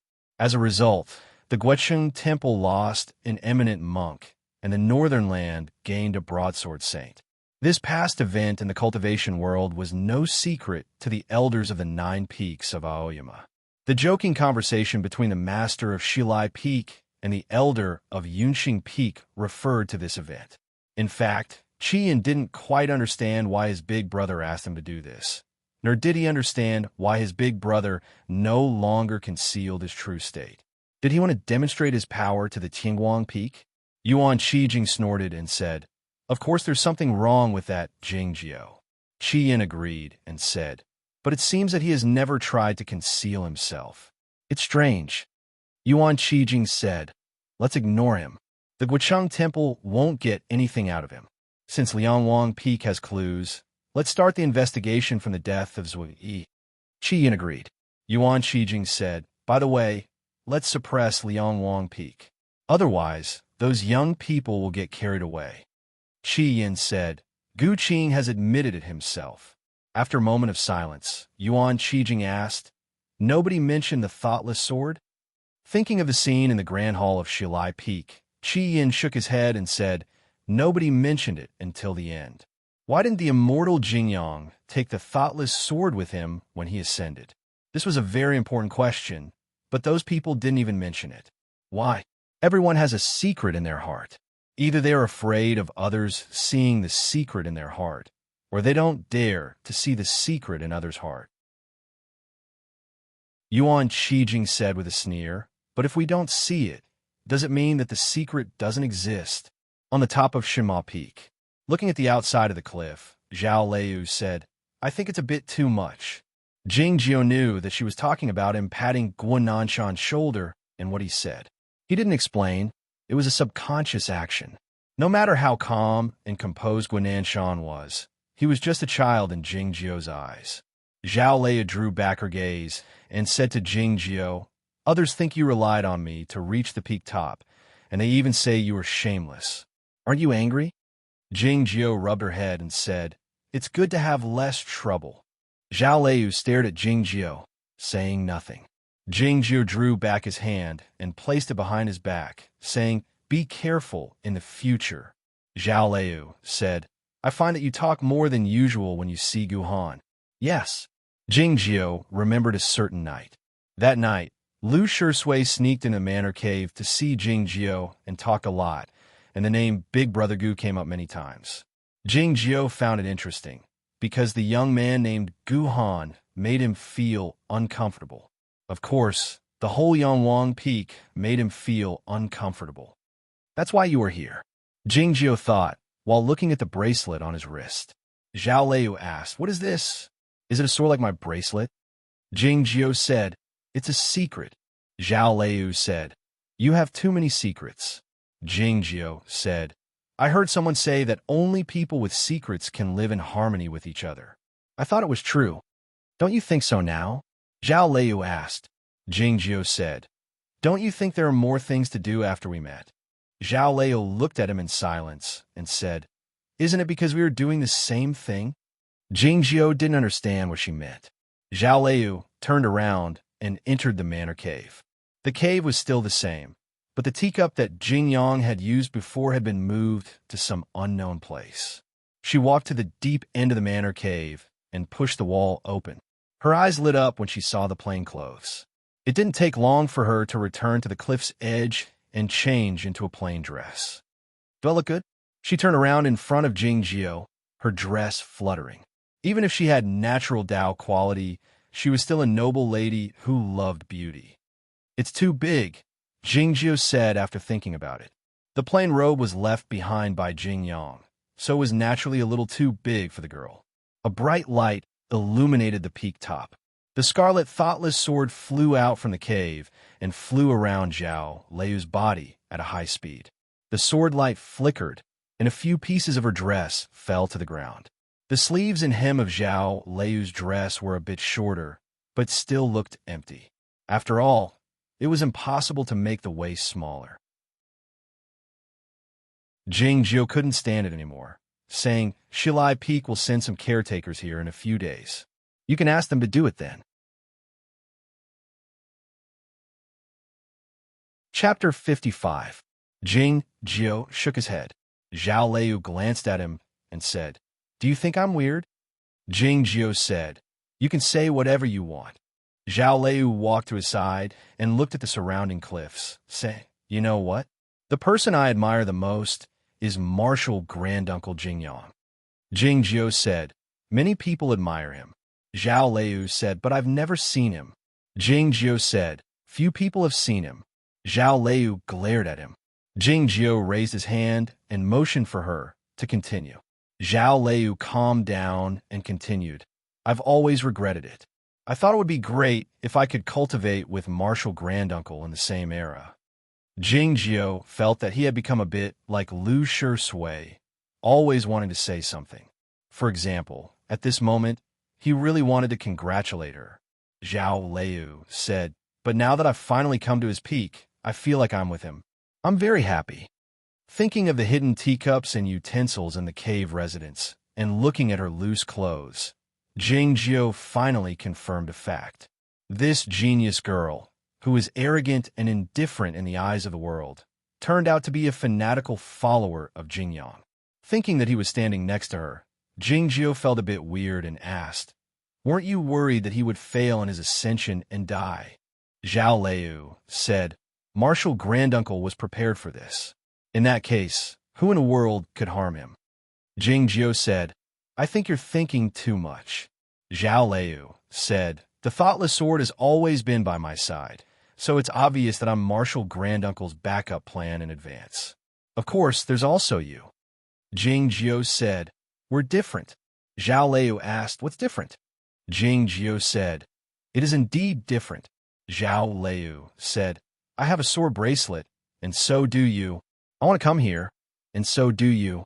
And now we are here. Jing Jiao looked at his bracelet and thought that it did make sense, but he knew that wasn't the case. He shook his head, lay down on the bamboo chair, and closed his eyes to rest. He didn't know when he had moved the bamboo chair from the sword washing stream. Closing his eyes didn't mean that he was sleeping. It could be that he was silently calculating something. Resting didn't mean doing nothing. He could take the opportunity to calm his mind and observe himself. Jing Jiu immersed his mind into his own body. This was not the first time he had seen himself, but he was still not used to it. It took him some time to see the sea, that boundless, unfathomable silver sea. The breeze brought about by the thought caused ripples on the silver sea, which looked like molten metal. The sea was higher than the land. At the edge of the sea, there were countless rivers that flowed into the depths of the dry wilderness. The rivers were the meridians. Higher up in the sky, the rivers became thinner and became a passage in the trunk. A tall tree appeared in front of him. This was the tree born from the Tao seed. There was a fruit hanging in the deep end of the Tao tree. The color of this fruit was very light, so it was hard to tell if it was ripe or not. In other cultivation sects, this fruit would become the golden pill or the life bell. For the disciples of Aoyama, this fruit was called the sword fruit. The Zhen Yuan and his meridians had turned into a mercury-like substance, which meant that the sword source had become pure. As time went by, the sword fruit would become completely transparent under the nourishment of the sword source, turning into a sword pill like a colored glaze. The day the sword pill was formed was also the day he entered the state of inherited will. However, he was looking forward to the moment he entered the state of the undefeated, because by then his flying sword would be able to merge with the sword pill. In other words, he would be able to take the flying sword back into his body. You want to know what would happen if he did that? For other cultivation practitioners, this was not a problem. But in the Aoyama sect, Chaotian, or even the whole world, there had never been such a situation. Jing Jiu opened his eyes and found Zhao Lei sitting cross-legged by the cliff's edge, meditating. The red, thoughtless sword hovered above her head in silence. A faintly discernible energy traveled back and forth between the thoughtless sword and her body. Zhao Lei had completed the state of inherited will after years of diligent cultivation on the sword peak. With the help of the thoughtless sword, she should be able to enter the state of the undefeated in 2 years. When would Jing Jiu enter the state of inherited will? It was still the same word, wait. He didn't get hurt when he challenged the peak last night, but he still consumed a great deal of sword source. It was rare for him to feel tired, so he didn't have the energy to play with the sand. It was a good time to take a nap, so he closed his eyes and prepared to sleep for a while. Unexpectedly, as he was about to fall asleep, he heard a series of monkeys' cries coming from the cliff below. The monkeys' cries were very loud, and they were obviously very happy. Zhao Lei opened her eyes and asked, "What's going on?" Jing Jiu said, "The monkeys are moving." Before Jingyang ascended, all the birds and beasts on the Shinma Peak were driven away and scattered among the peaks. Several years later, the Shinma Peak was reopened again. Those birds and beasts didn't know about it, but the monkeys behind the cliff of the stream of sword washing moved back as fast as they could. Those monkeys had been living in this mountain for countless years and had long been tired of wandering in the outside world. Now there were no tigers or leopards that dared to compete with them for territory on the Shinma Peak, and the forest was full of sweet fruits. Of course, the monkeys were happy. The only regret was that there were fewer insects on the mountain, so it was difficult to have a sumptuous feast. "Shut up," Jing Jiu said to the cliff below. The monkeys' cheerful cries suddenly disappeared. Although they couldn't see it, they could imagine how scared and uneasy the monkeys were. The peak became dead silent again. Zhao Lei shot Jing Jiu a glance. Jing Jiu added, "Just keep your voice down." The monkeys screamed happily, as if they were replying, but their voices were much lower. The Shinma Peak became lively again, but it didn't take long for the cliffs to become noisy again. The angry screams of the monkeys, the sounds of twigs breaking, and the sounds of heavy objects falling to the ground could be heard everywhere. "What's going on?" asked Zhao Lei. "The monkeys of Shuriwa Peak are here to compete for territory. Those guys are not big, but there are too many of them." Jing Jiu was about to descend the mountain with his iron sword in his hand. Zhao Lei was taken aback, asking, "What are you going to do?" "Help the monkeys fight." Jing Jiu said it in a natural tone, as if it were a matter of course. Zhao Lei exclaimed in surprise, "Help the monkeys fight? These are monkeys." Jing Jiu turned into a band of green smoke and jumped into the forest at the foot of the cliff. Zhao Lei came back to her senses after a long moment of bewilderment. Thinking of Jing Jiu's last words, she felt ashamed and annoyed.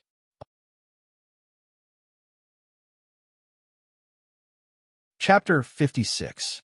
When Jing Jiu came back, Zhao Liu had already calmed down, and her expression was normal. Jing Jiu didn't know what she was thinking about. Looking at the fading smoke and dust in the dense forest, he said, "The monkeys of the outer peaks are so annoying, not to mention humans. I think it's better for us not to do it." He meant that according to the rules of Aoyama, Shilai Peak should arrange people for Shima Peak very soon. Jingjiu looked at Zhao Liu's loose clothes and said, "I know how to sew. Leave it to me." Zhao Liu asked with her eyes wide open, "You even know how to sew?" Jingjiu said, "I learned it in the village for a day."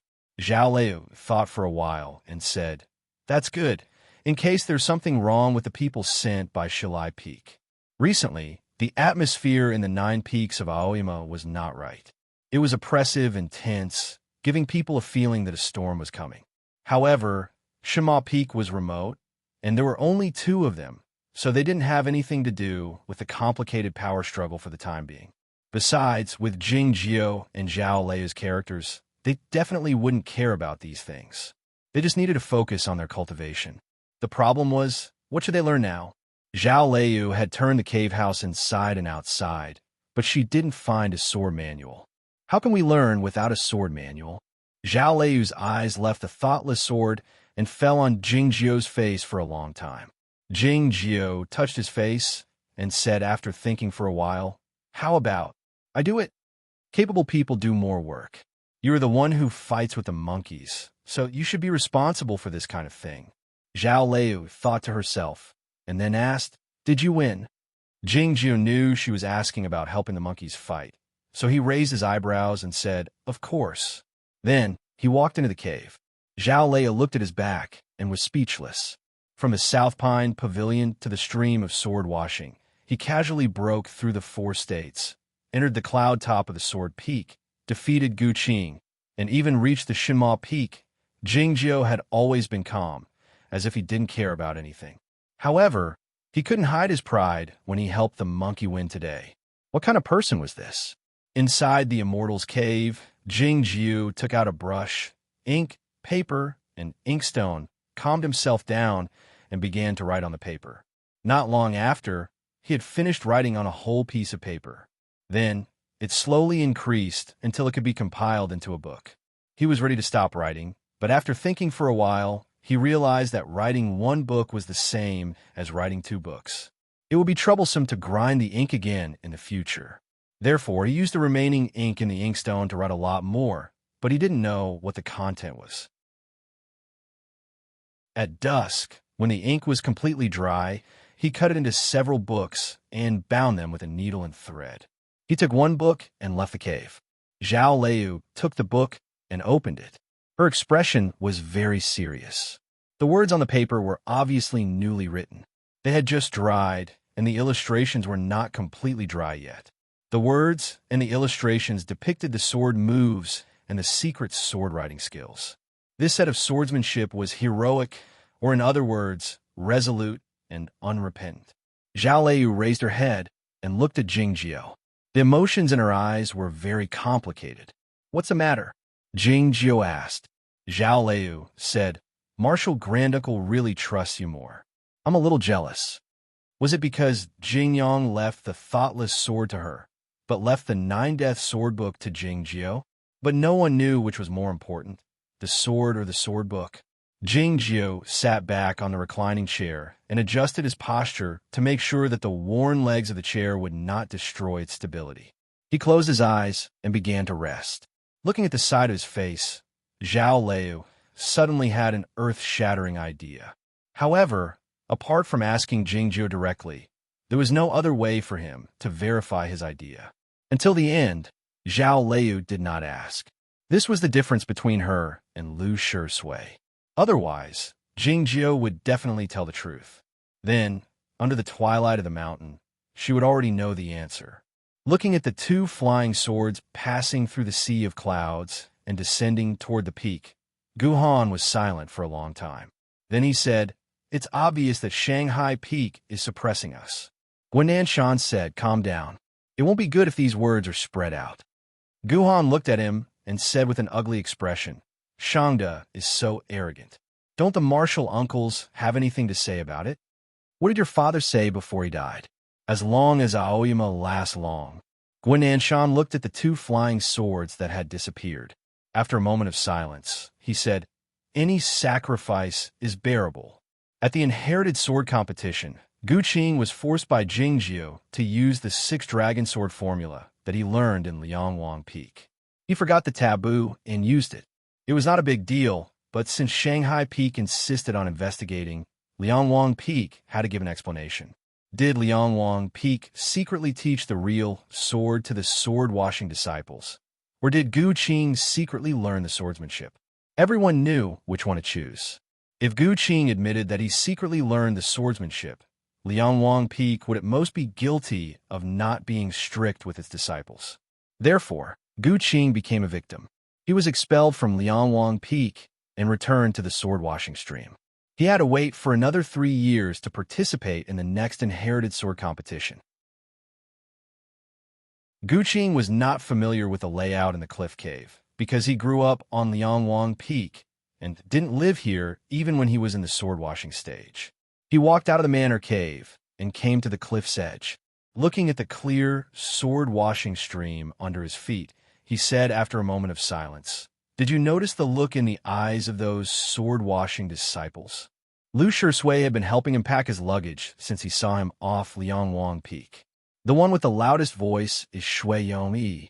I heard that his granduncle is an elder of Shuriwei Peak," he said. Gu Qing sighed. If it were before, he wouldn't have paid any attention to someone like Shui Yongyi. Even if his granduncle was an elder of Shuriwei Peak, so what? But now he had to put up with the mockery from those guys. He had been staying on Liangwang Peak and never appeared by the stream, so those sword-washing disciples didn't have a good impression of him. Under such circumstances, it was natural for him to hear some mockery. He suddenly thought of the sword fight the day before yesterday that might have changed his cultivation life. Although that guy hit him a few times, he didn't seem to look down on him or want to ridicule him, whether it was his eyes or his tone. He even answered his questions very seriously. "Jingjiu, what kind of person is he?" he asked Lu Shui. Lu Shui was a bit alarmed, looking at him without saying anything. Gu Qing said, "I heard that you two used to be a master and a servant."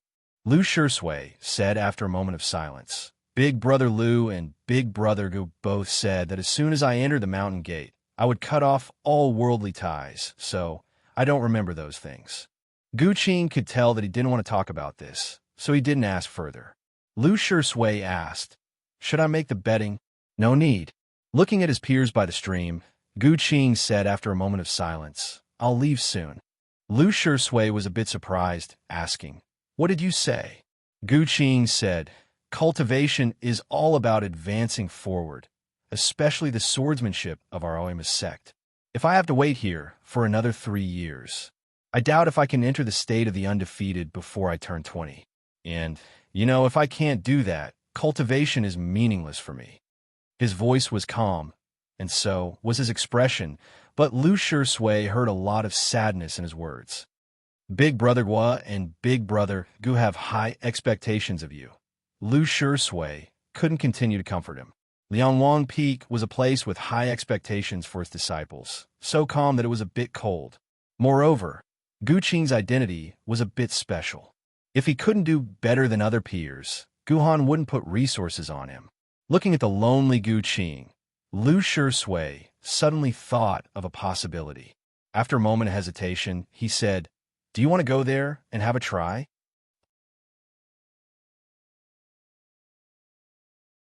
Chapter 57. Gu Qing turned to look at him and asked in confusion, "Over there?" Lu Shui looked around and said in a low voice, "Shima Peak." Gu Qing was stunned and said, "I'm not an inherited sword disciple, so I'm not qualified."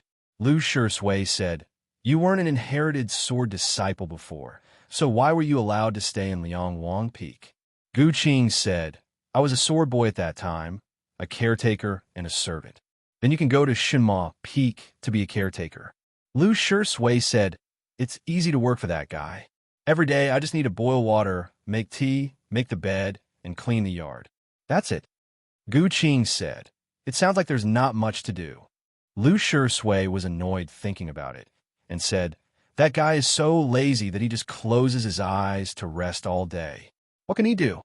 Gu Qing said, "I've heard some rumors about Jing Jiao. Is he really that lazy?" Lu Shui looked at him and said sincerely, "No matter what you think, he is lazier than you think." Gu Qing felt a bit bewildered, but he felt more frustrated, wondering how such a lazy person could defeat him so easily. He was also tempted.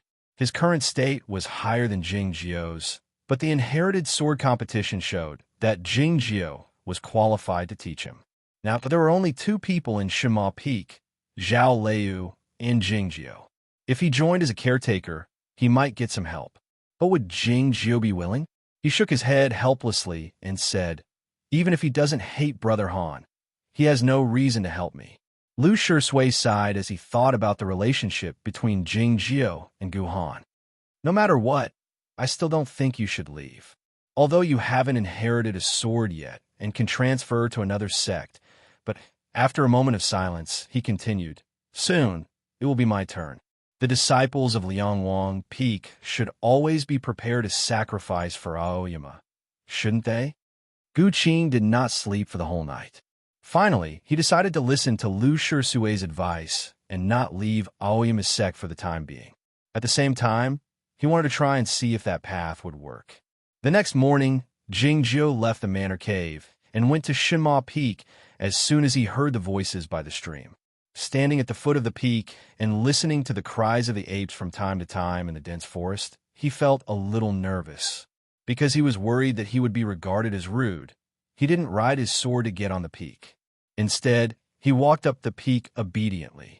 Fortunately, those monkeys merely looked at this first guest on Shinma Peak since the lockdown was lifted with interest, and they didn't block his way, intending to search for something from him. When he arrived at the peak top, the morning sun had risen above the peaks. The red light shrouded the cliff, making it look very warm. The dew on the bamboo chair had disappeared. Jing Jiao opened his eyes and was surprised to see it was him. He picked up a small stone from the ground and threw it behind him. The stone flew through the air and accurately passed through the front hall of the small building. As if it had eyes, it bypassed the pillars and hit the bronze mirror, making a clear dang sound. Zhao Liu walked out and asked, "What's the matter?" Jing Jiao pointed at Gu Qing, who was standing not far away, and said, "It seems that there is a guest." Gu Qing bowed to Zhao Liu and said, "Senior sister, no. Senior master." What Jing Jiao said at the welcoming platform had already spread among the young disciples of the Nine Peaks. He was 1 year older than Zhao Liu, so even though he called her senior master, he still felt a bit embarrassed. Zhao Liu wasn't used to being called senior master either. She came back to her senses after a while and asked, "What's the matter?" Gu Qing didn't know what to say. Looking at his expression, Zhao Liu guessed it and said, "You are not an inherited sword disciple, so we can't accept you." Gu Qing asked, "Does Shima Peak need a caretaker now?" "This is not Liangwang Peak, so we don't want a caretaker." Zhao Liu looked at him and said seriously, "You shouldn't do things like serving tea or pouring water. It's meaningless for the Aoyama sect to have one more caretaker." Gu Qing understood what she meant. He wasn't disappointed, because he just wanted to have a try. Zhao Liu's words showed that she thought highly of him, which calmed him down a lot. It was no big deal to wait for another 3 years. Gu Qing bowed again and turned around, ready to go down the peak. Suddenly, a voice rang out. "This mountain is very big." Gu Qing halted his steps and looked over, feeling puzzled. Lying on the bamboo chair, Jing Jiao didn't turn around and said to himself, "Those monkeys live here. It's outer space." Gu Qing suddenly understood. Even if he couldn't inherit the sword, the rules of the Aoyama sect didn't say that he couldn't build a house and live in this mountain. This was the first time for Lu Shui to come to Shanghai Peak, and also the first time for him to be questioned by someone from Shanghai Peak. His face was slightly pale, and his hands were trembling slightly beside him. Maybe it was because of nervousness, fear, or cold. The layout of the cliff cave was very ordinary, and it didn't seem to have anything to do with the existence of a prison. But somehow, Lu Shui felt that the stone walls and the ground were emitting cold air all the time, and the sword source couldn't bring too much warmth. Of course, it could also be because of the immortal master from Shangda Peak opposite him. The immortal master from Shangda Peak looked very gloomy, like the water in a well that was about to freeze. This immortal master was called Duan Liantian, and it was said that he was the toughest. Looking at Lu Shui's childish face, he showed a very strange smile. That night, you weren't in your room. Where did you go? Hearing this question, Lu Shui was silent for a long time. That night, Master Zhuo of Bihu Peak was killed, and his body was exposed beside a mountain stream. That night, Lu Shui left the cliff cave and secretly went to find Jing Jiu, but he found that Jing Jiu wasn't there. The next day, he learned that the person who killed Master Zhuo was Jing Jiu, because Jing Jiu said so himself. Because my sword practice wasn't going well, I was in a bad mood, so I went out for a walk. Lu Shui said, while looking at the frost between the bluestone bricks. Duan Liantian stared at his eyes and asked, "Is there any witness?" Lu Shui raised his head and said, "I don't know, but someone should have seen me." Duan Liantian squinted slightly and asked, "Where did you go?" Lu Shui said, "I just walked around. I didn't know where to go." Duan Liantian said, "Do you know that you can't get away with this?" Lu Shui said stubbornly, "It has nothing to do with me. Why should I get away with this? Don't think that I won't dare to torture you just because you are a personal disciple of Qingguang Peak."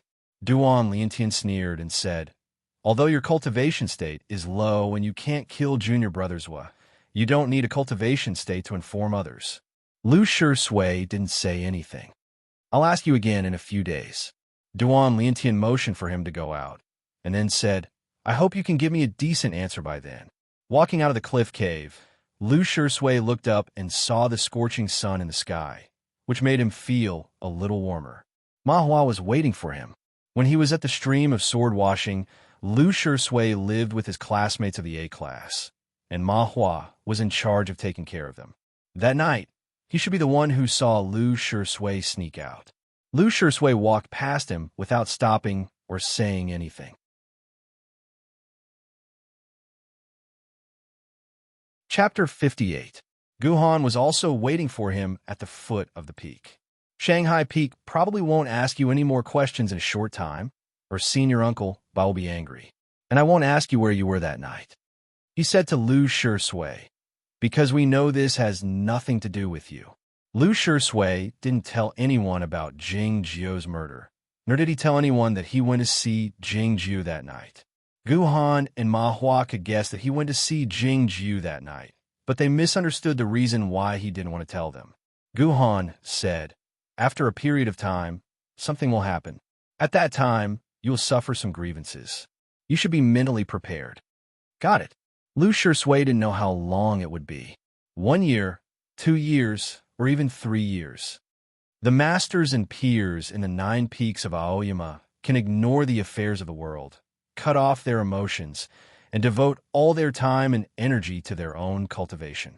But don't forget that we Liangwang Peak have been fighting with our enemies outside Aoyama for years, and we have exhausted all our means to ensure that they can cultivate in peace. Guhan looked at him and said, "Those peers have been seriously injured, and their cultivation has stopped. Some even died tragically. Compared with them, our suffering is nothing." He was very proud, and he treated his disciples very strictly, almost harshly.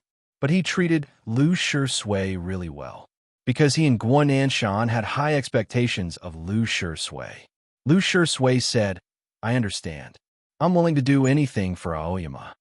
Guhan patted his shoulder and said, "Learn well from senior uncle Bai at Qingguang Peak, and I'll see you at Liangwang Peak in a few days." This sentence was obviously meaningful, and no one knew how long it would take. Shanghai Peak is investigating Lu Shui. It is said that he left his cave residence that night, but no one knows where he went. Zhao Leia looked at Jing Jiu and didn't see any worry on his face. Jingjiu thought to himself that this little girl really had a helper in the Nine Peaks, but he didn't know which peak they were from. He said, "That night he went to see me." Zhao Liu asked, "Aren't you worried?" Jingjiu said, "I told him that I killed that man." Zhao Liu stared at his face, as if trying to find something from his face. "Aren't you worried?" It was the same question, but the words were exactly the same. The meaning she wanted to express was not exactly the same. Jingjiu didn't answer her question directly. He said, "Bai Rujing is protective, and Liangwang Peak is even more protective. Like you, he has natural Dao quality. The sect master won't allow Shanghai Peak to act recklessly." Zhao Liu said, "Shanghai Peak's target is Liangwang Peak and even the sect master. Even if they can't find anything, it's good to lose some face." Jingjiu didn't answer. Obviously, he was not interested in discussing this matter. Zhao Liu said, "Are you really not interested in these things? Or are you really smart?" Jingjiu said helplessly, "What I want to know now is why you talk more and more after coming to Shinma Peak. Because I have too many questions in my heart."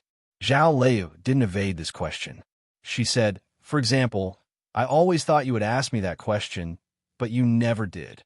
Yuan Qijing said that everyone had a guilty conscience. Jingjiu didn't know whether Zhao Liu had a guilty conscience or not, but he knew she had many questions. For example, why did Zhua of Bihu Peak want to kill her? Because she was investigating something. Why did she have to go to Shima Peak? Because she was investigating something. All right. Jingjiu looked at her and asked seriously, "Why do you think the immortal Jingyang didn't succeed in ascending?" It was unclear whether the fog was as thick as the clouds or as thin as the fog.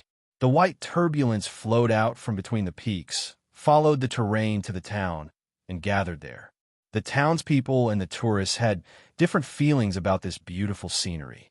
People were still talking around the hot pot in the restaurant. No one could see a sword light flashing at a high speed in the clouds. There was a wild forest in Cloudy Town. The trees were not dense, but they grew well. In the late spring, the green leaves were like strings of copper coins, swaying everywhere. The wind blew the green trees, stirred up the dust, and the red light suddenly disappeared. Zhao Liu put the thoughtless sword into her sleeve and loosened her hand. She said to Jingjiu, "This is the place." They were in front of a big tree. The ground was covered with fallen leaves from previous years. It looked normal and nothing unusual. The underworld disciple's state was very low. It was strange that he stayed in Cloudy Town and didn't leave. Looking at the ground, Zhao Liu said, "Even though the 3,000-mile prohibition had been issued, it's strange that Master Meng killed him with one swing of his sword without asking. But I didn't pay much attention to it. I carried his body and came here.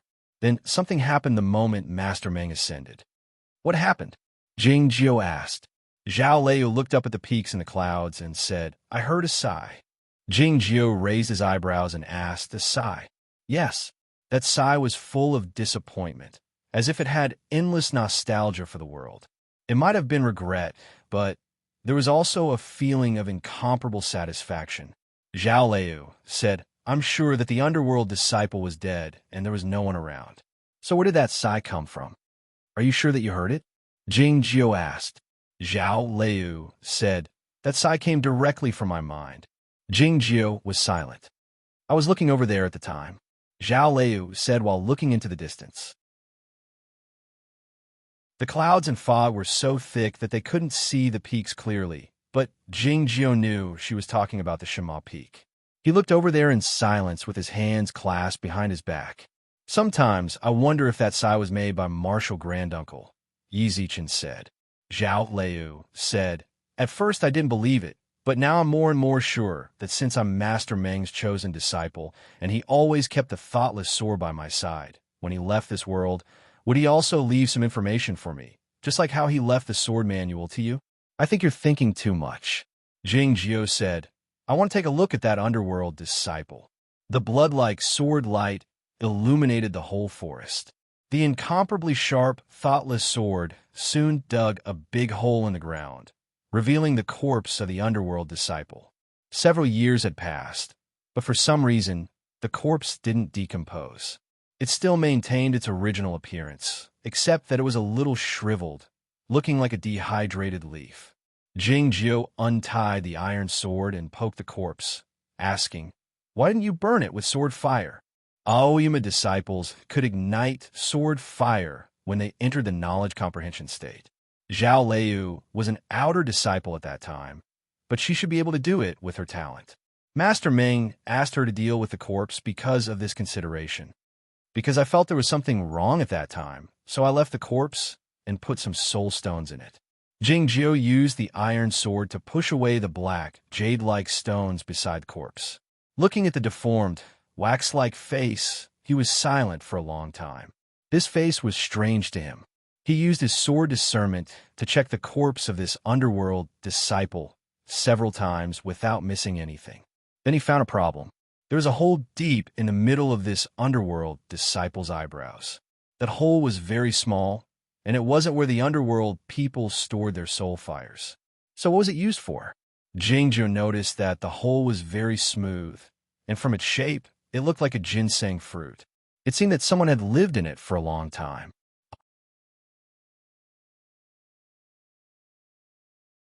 Chapter 59.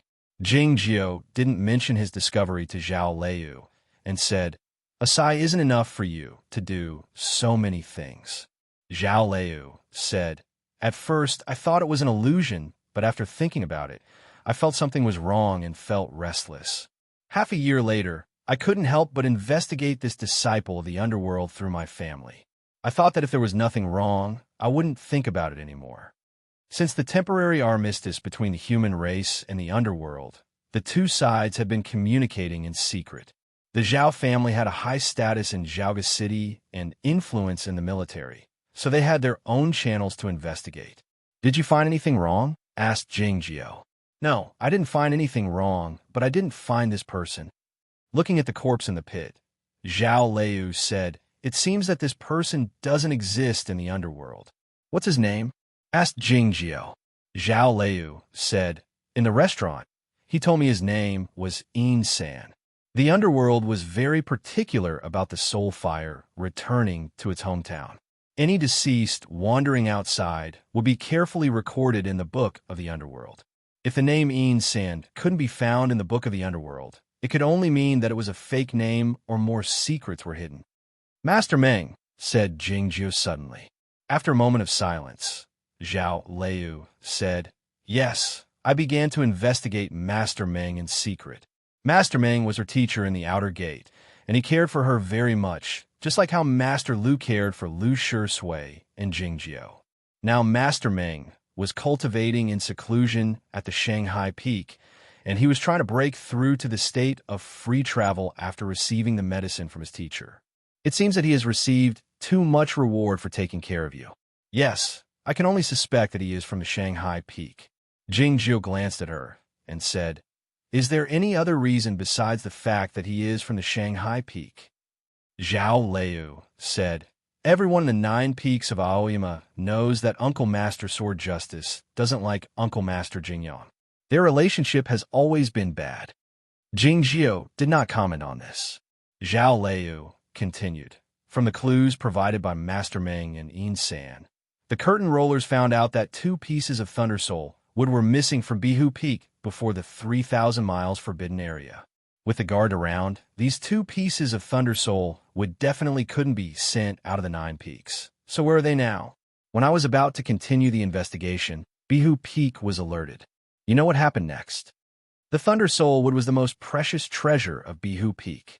Whether it was used to cultivate the supreme way of the sword, or to comprehend the power of heaven and earth, it had unparalleled effects. It was said that if a cultivator was able to surpass the heavenly attainment state, he could even use the Thunder Soul wood to transfer his soul, which was equivalent to having another life. Such a precious treasure would naturally be closely guarded by the Aoyama sect. However, 2 pieces of Thunder Soul wood were inexplicably missing. No matter how one thought about it, there must be something wrong. The former peak master of Bihu, Lei Poyan, suddenly suffered from qi deviation and was killed by Yuan Qijing in the wilderness. It might have something to do with this. But Jingjiu did not care about these things. He just looked at Zhao Liu. Zhao Liu did not say what clue she had found from Master Meng and Yin San, but he knew that if they wanted to ask the curtain rollers to investigate the internal affairs of the Aoyama sect, the #1 sword sect in the world, they would have to pay a high price. Thinking of the fact that this little girl had been cultivating arduously in the Sword Peak all these years, just to climb to the Shinma Peak and have a look, he suddenly reached out his hand and rubbed her head. Zhao Liu opened her eyes wide and stared at him. Jingjiu looked at her calmly and seriously, saying, "Don't investigate this anymore." Zhao Liu asked why. Jingjiu said in his mind, "Because I'm worried that I can't protect you." He silently activated his sword source, and the iron sword vibrated at a speed invisible to the naked eye, making buzzing sounds like a swarm of bees. Zhao Liu's expression changed slightly. She was about to stop him, but it was too late. Several sword fires fell along with the iron sword, floating on the corpse of the underworld disciple. The corpse burned fiercely and turned into a pile of ashes in an instant. Zhao Liu stared at him, wanting an explanation. Jingjiu did not explain. Zhao Liu rose on the sword and turned into a beam of light, disappearing into the sky. Jingjiu looked at the empty sky, thinking that the little girl was really angry. She actually asked him to walk back. Logically speaking, he had reached the consummate state of perfect preservation and should be able to fly on the sword. But for some reason, he had never flown on a sword. He looked at the iron sword and shook his head. Then his line of sight followed the iron sword and fell on the pile of ashes at the bottom of the pit. Yin San, that's a good name. In a restaurant in Cloudy Town, a pot of hot pot was boiling near the railing. Jingjiu sat by the table, looking at the ingredients floating in the hot pot, without any intention of lifting his chopsticks. As a cultivation practitioner, he did not have too many desires for the secular world, nor was he interested in the delicacies from Izhou or the popular underworld. Many years ago, someone once told him that a cultivation practitioner should understand the beauty of life if he pursued immortality, so that he could obtain sufficient internal motivation. He did not quite understand this sentence, just like he did not understand the saying that two people should not step into the same river. Now he finally understood the meaning of that person, and he also roughly understood the whole thing.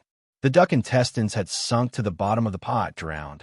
The Sichuan pepper was still floating, calling for help. The tripe and the yellow throat were faintly discernible, but it was unclear whether they were dead or alive. You are really confident to use this name. The fake death is too crude, but you probably did not expect that I would come back. Looking at the empty seat across the table, Jingjiu said, "I hope to see you again as soon as possible." Having said that, he stood up and left the restaurant. The hot pot was still boiling, giving off an alluring fragrance. No one knew when it would dry up. In the evening, Jingjiu returned to Shinma Peak. He walked to the top of the peak along the narrow mountain path. Along the way, the shadows of the trees swayed. The monkeys followed him eagerly, offering all kinds of fruit from time to time to see if he would like to eat them. "No," Jingjiu said. Shinma Peak was located in the depths of Aoyama, the most remote of the 9 peaks. Even though Cloudy Town was on the edge of Aoyama, it was still hundreds of miles to come back from there. It took Jingjiu half a day to come back, so he was a bit tired. Besides, walking was a repetitive action that he disliked the most, so he was in a bad mood. Of course, nobody knew if his bad mood had anything to do with the corpse outside Cloudy Town. The monkeys sensed Jingjiu's mood, so they didn't dare make any more noise. They followed him in silence, and a few low cries could be heard once in a while.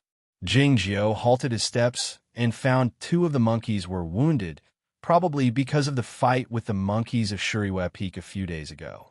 Jingjiu flicked a magic pill into the forest, saying, "Share them."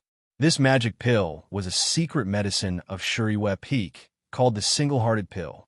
It didn't help much in cultivation, but it had a miraculous effect in healing wounds and replenishing blood, so it was very precious.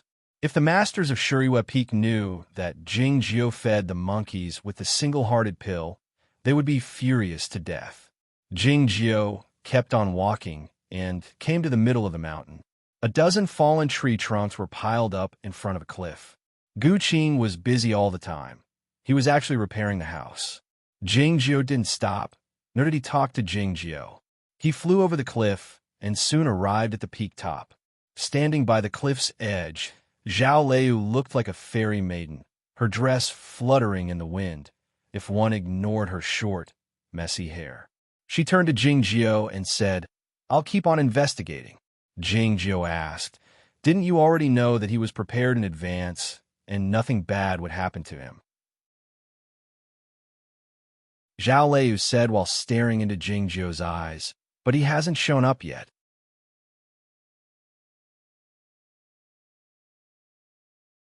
Chapter 60. Jing Jiao said, "If Jing Yang were still alive, what would he say to you?" Zhao Liu certainly understood that her granduncle chose her to inherit the sword because he hoped that she could eventually ascend the great way to heaven.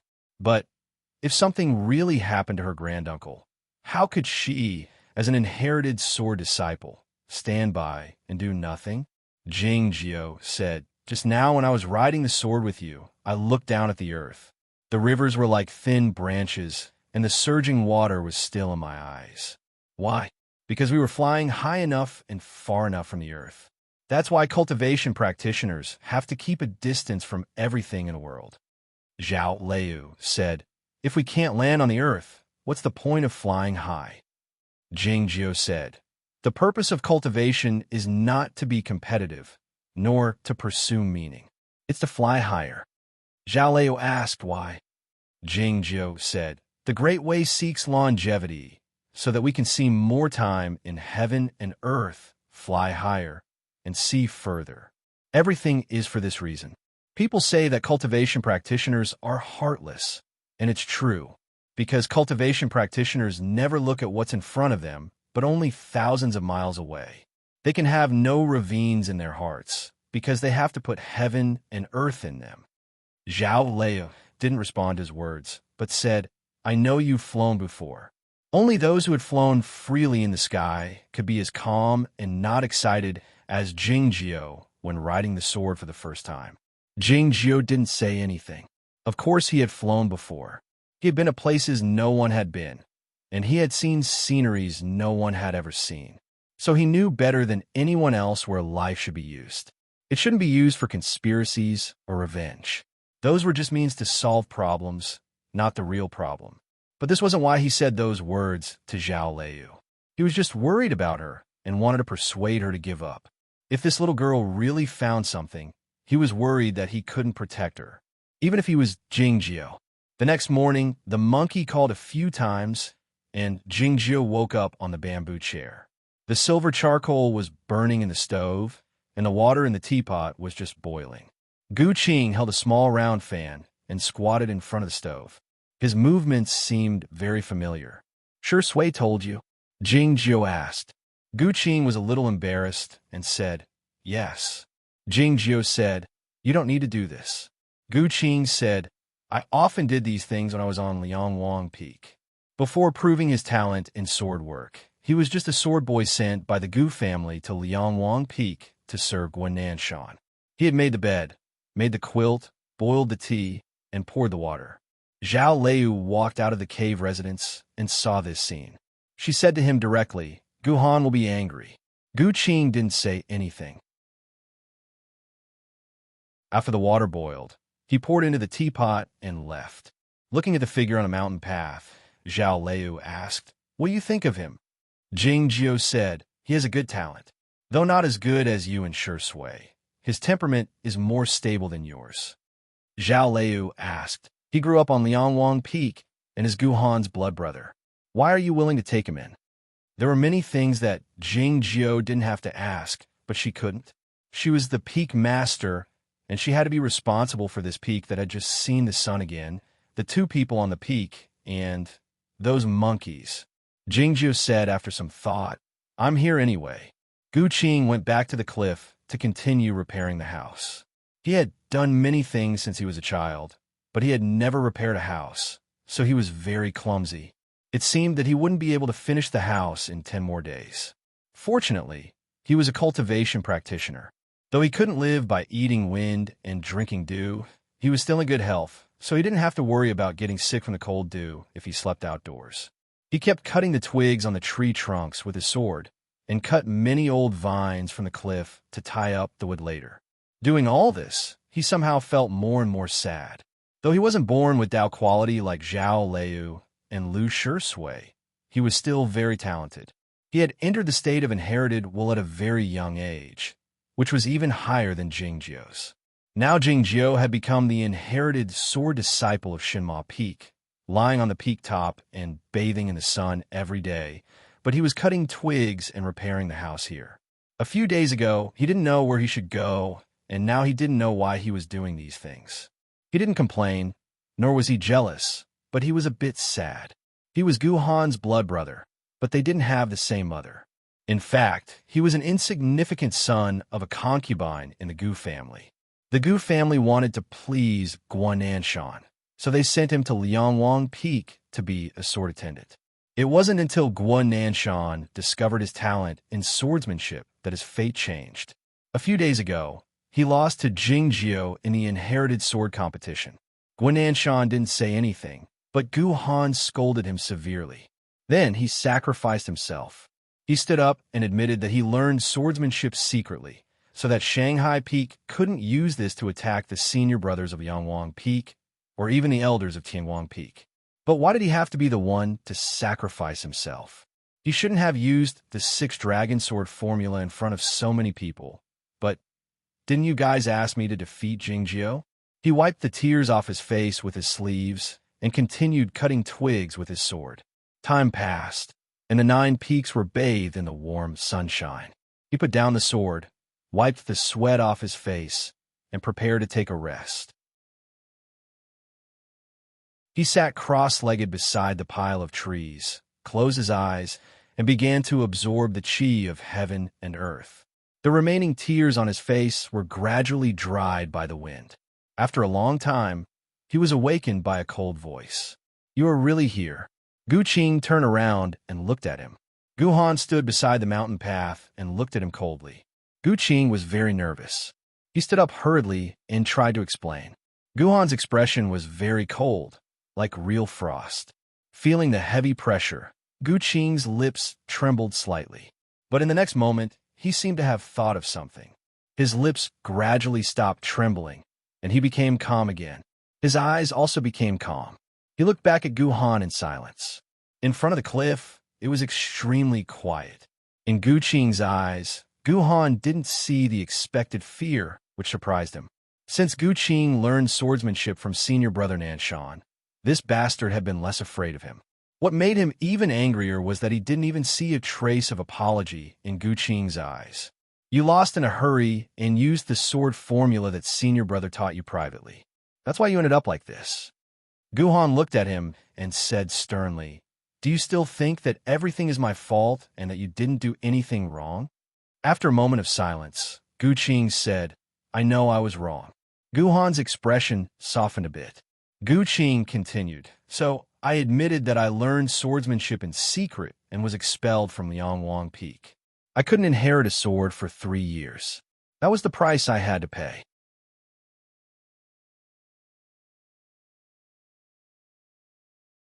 Chapter 61. The quietness on the cliff lasted for a while. Don't be too discouraged. As long as you practice hard, you'll have another chance in 3 years. Gu Han said a few gentle words in the tone of an elder brother, but his mood became worse when he saw Gu Qing standing by those broken trees. "I didn't believe it when someone said you came to Shima Peak, but it turns out to be true." He looked at Gu Qing and said coldly, "Follow me down the mountain later and prepare to be punished." Gu Qing said calmly, "I'm not a disciple of Liangwang Peak, and I'm not in Class A. You have no right to punish me." Gu Han was furious, and his expression grew even colder. "If the peak rules don't work, I'll use the family rules to teach you a lesson on behalf of my father." Gu Qing looked at him and said with a faint smile, "You people keep telling Shui that once he enters the mountain gate, he should cut off all worldly ties in order to cut off the relationship between him and Jingjiu. Why is it different for me? What family is there? Aoima is my family, So what are the family rules? Big Brother Gu? He emphasized the last 3 words. Guhan glanced at him coldly, and then suddenly turned around and walked away without saying anything else. When he came to the peak top, he saw the bamboo chair, raising his sword-like eyebrows with a hint of mockery. Jingjiu knew someone was coming, but he didn't open his eyes. Did you instigate this? Guhan looked at Jingjiu and said, even if some masters of the peaks appreciate you, are you sure you can bear the consequence of being the enemy of the Gu clan and Liangwang Peak? Jingjiu still didn't open his eyes and didn't respond to him, but raised his right hand. An ape jumped out of the forest, picked up a stone from the ground, and threw it into the manor cave. Huh! Soon, Zhao Liu walked out from inside. Looking at her, Guhan had a complicated feeling. He bowed reluctantly and said, Greetings, Peak Master. Zhao Liu hadn't slept the whole night. All she could think about was that sword manual, so she didn't beat around the bush. She said directly, no need for formalities. What's the matter? Because of her tone, Guhan was stunned for a moment before he said, I want to take Gu Qing away. Zhao Liu glanced at Jingjiu. Jingjiu remained silent. Zhao Liu turned to look at Gu Qing and said, Gu Qing is no longer a disciple of Liangwang Peak. But he's not from Shima Peak either. Guhan said seriously, according to the sect rules, he can't stay in the 9 peaks. Zhao Liu said, he is just living here temporarily, just like he did in Liangwang Peak. After a moment of silence, Guhan bowed and left without saying anything else. When he came to the mountain path, he was a little displeased that Zhao Liu glanced at Jingjiu before answering his question. He couldn't help but look back at the peak and saw a scene. Zhao Liu walked to the bamboo chair and lowered her head to say something to Jingjiu. The two of them were very close to each other. Guhan couldn't control his emotions anymore.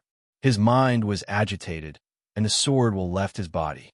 With a cracking sound, countless broken leaves fell from a big tree beside the path. A crack ran deep into the tree, and it would break into 2 pieces with just a slight push. The apes in the forest were startled. They came over while screaming. They looked at the tree that was about to break, and then looked at Guhan in surprise, as if they were looking at an idiot. Guhan was angry and wanted to teach these animals a lesson. But thinking of the iron rules of Aoyama's sect, he snorted and gave up. His figure disappeared on the mountain path. The apes pushed down the tree easily and carried it to the cliff. They were going to give it to the idiot who didn't know how to repair the house. They screamed all the way, and it was very lively. Zhao Liu said, I heard that Gu Qing is Guhan's concubine brother. He was bullied at home. Jingjiu opened his eyes and said, I don't know. The other meaning of this sentence was that he didn't care. Zhao Liu didn't care about this common family plot. She was more concerned about another thing. Is it possible that Gu Qing is a spy sent by Liangwang Peak? You think too much again. Did I ever tell you that? I think I'm good at scheming. You still think too much. Jingjiu said, there are 9 peaks in Aoyama. If the peaks have to be wary of this, why don't they just split up? It was impossible for the 9 peaks to split up, but something might have happened to the Aoyama sect. On the top of Yunqing Peak, Zui of Bihu Peak wanted to kill Zhao Liu because he knew she was investigating these issues. For example, the reason why the Peak Master of Bihu was possessed by the devil, and why Master Meng was determined to kill Yin San. These issues had been proven to exist, and it was just a matter of when they would break out. In midsummer, there were more and more creatures on Shima Peak, and there were more and more sounds. The chirping of cicadas replaced the howling of apes and became the main melody here. One night, there was a sudden downpour. Countless thunderbolts emerged from the dark clouds and struck down to the ground. Neither the thunderbolts nor the rainstorm could pass through the barrier of the great formation of Aoyama and could only fall around the peaks. When the thunderbolts stopped temporarily, the dark sky was suddenly illuminated by dozens of sword lights. The disciples of the peaks rode their swords and flew out of the great formation. For the swordsmen of the undefeated state and even the free travel state, their main purpose was to wash their swords with the thunderstorm. Both their flying swords and their sword pills needed to be refined with the purest energy. For the disciples of the inherited state, they needed the help of the thunderstorm to adapt to the new world as soon as possible. The meaning is natural, so when you inherit it and use it, everything in the world will be complete. After entering the inherited state, the disciples could perceive the world more vaster and more subtle. Even the chirping of insects dozens of feet away could be heard clearly. If the disciples couldn't adapt to this situation, they would be tortured to the point that they couldn't sleep or even possessed by the devil. This thunderstorm, with the power of heaven and earth, was naturally the best environment for cultivation. No one knew that Jingjiu had entered the inherited state just a few days ago. He didn't go outside the great formation of Aoyama, not because he couldn't ride his sword. Silent, he stood at the edge of the cliff, listening to the thunder in the distance. He had the rare sword eyes, and his hearing was far better than ordinary people's. Coupled with the improvement of the inherited state, he could be knocked out by the thunder, even from such a distance. He didn't know what method he used, but he was not affected by the thunderstorm. Far away from the great formation of Aoyama, a bolt of lightning struck a big tree on a nameless peak. With a crack, the big tree was split in the middle, and a raging fire was ignited, which was gradually extinguished by the torrential rain. Looking at this scene, he naturally thought of the Thunder Soul Wood and looked at a certain peak. There seemed to be a hole in the night sky. Lightning kept falling, and the torrential rain poured down, forming a white chain, like a rootless waterfall, very beautiful. That was Bihu Peak. Zhao Liu found out that Bihu Peak was missing 2 pieces of Thunder Soul Wood. So who used the other one? In the small village, he thought for a year and predicted that he would encounter the most important problems, and this was one of them. Lei Poyan was involved in this matter and suffered great mental pressure. In the end, he went crazy and was killed. Jingjiu made a decision. He wanted to go to Bihu Peak to have a look. Even though he had guessed a lot, he couldn't decide what to do next without a definite answer.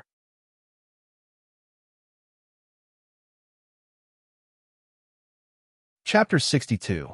The night was the darkest when it was raining. The clouds were thick and heavy, and there was no starlight at all. It was dark everywhere. Jingjiu stood on the top of Bihu Peak in silence. His white clothes were fluttering in the night wind, but he didn't make any sound. Different from the other peaks, the top of Bihu Peak was very flat, and it covered a large area. There was a blue lake in the middle. That was how Bihu Peak got its name. There was an island in the middle of the blue lake, and there was a palace on the island. It looked cold and gloomy in the storm. The palace wasn't the residence of the peak master of Bihu. It belonged to someone else. Jingjiu looked at the palace in silence. No one knew what he was thinking. The 9 peaks of Aoyama were heavily guarded.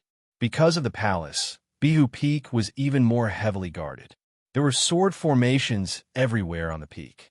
Somehow, those sword formations didn't seem to exist for Jingjiu. He arrived at the peak easily without alerting anyone. If he were a swordsman in the Broken Sea state, it might be possible, but he was just a young disciple who had just entered the inherited state. How could he do that?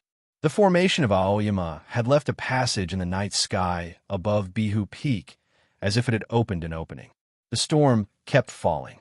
Countless flashes of lightning lit up the night sky from time to time. They fell on the island in the middle of the blue lake, as if they were going to break the palace into pieces. The rain was heavy, and the blue lake was covered with snow waves. The lightning disappeared silently, as if it had been swallowed by the palace. It was a weird scene.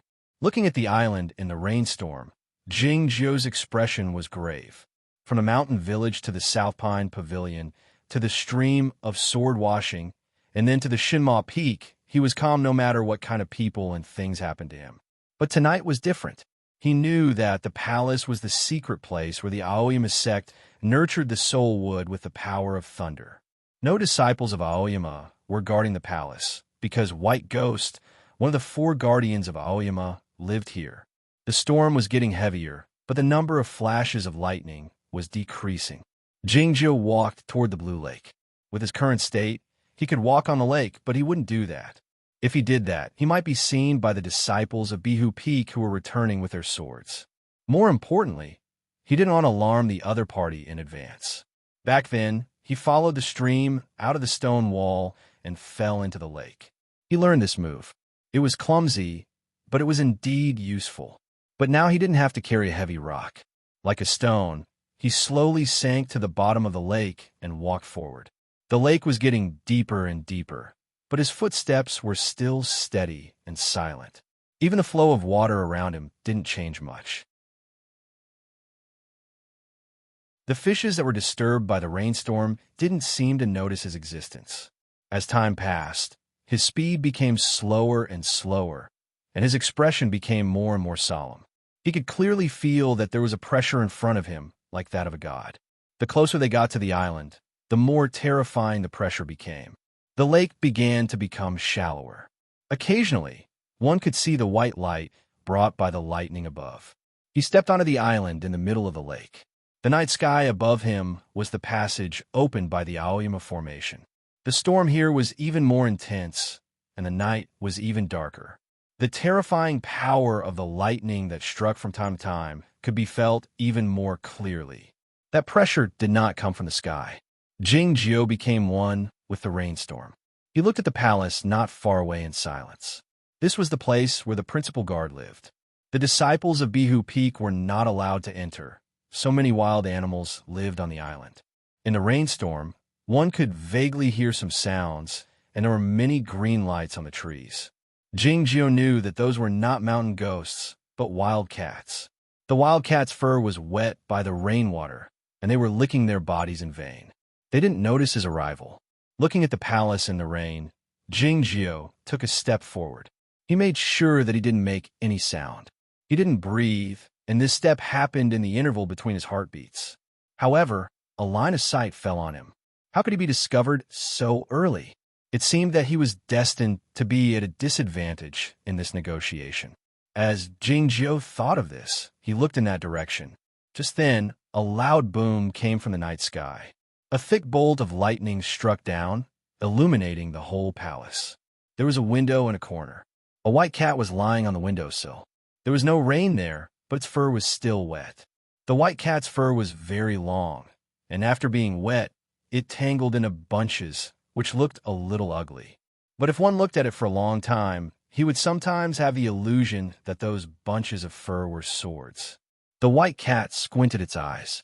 It looked lazy and harmless, but its eyes emitted a very enchanting light, like the most unreal dream, or like a bottomless abyss, making people want to fall into it.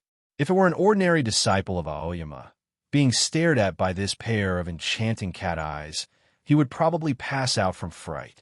Jingjiu didn't, but his expression was very solemn.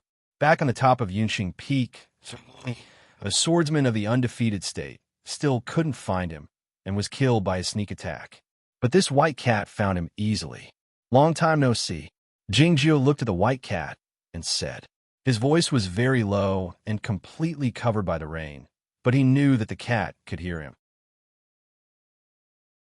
The white cat squinted, turned its head, and adjusted its posture to make sure it was lying more comfortably, as if it didn't hear Jingjiu.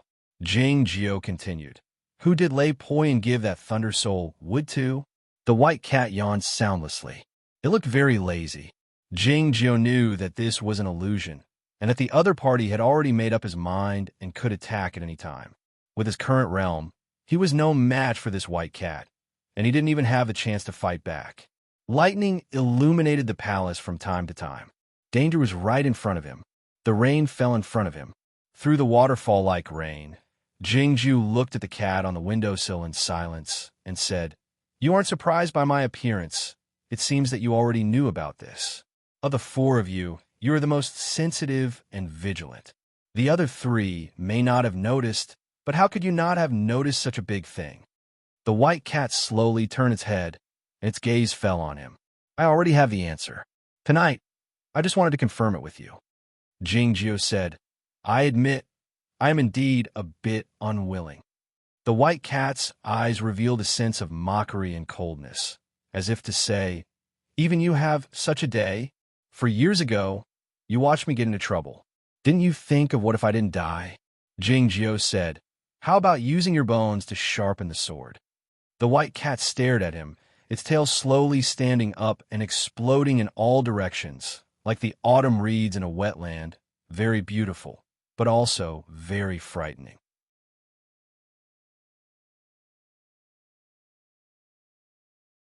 Chapter 63. On the west side of Bihu Peak, in front of the White Cliff, there is a group of palaces where the teachers and students of Bihu Peak cultivated.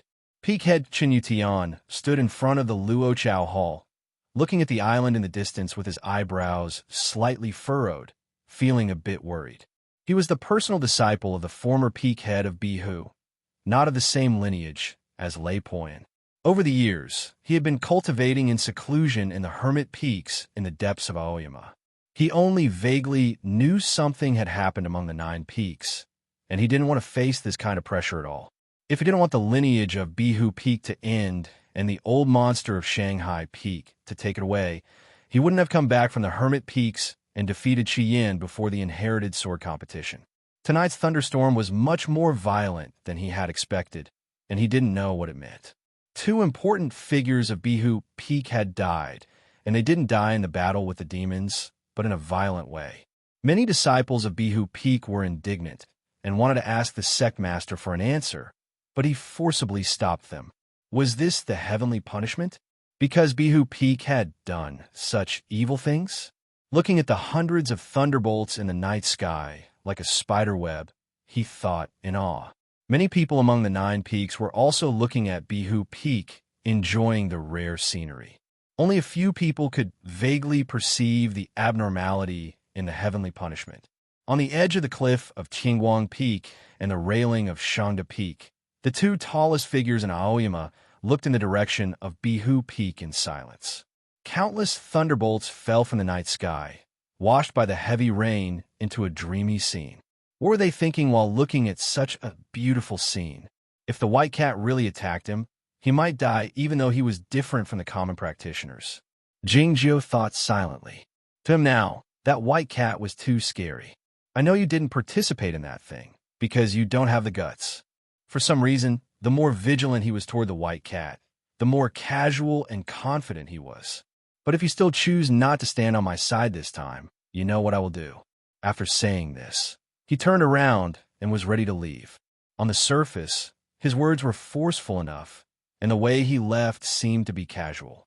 He did not think much of the white cat, but in the next moment, he knew that he was wrong. He had forgotten how meticulous the white cat's observations were. This turn of events seemed to have come too suddenly.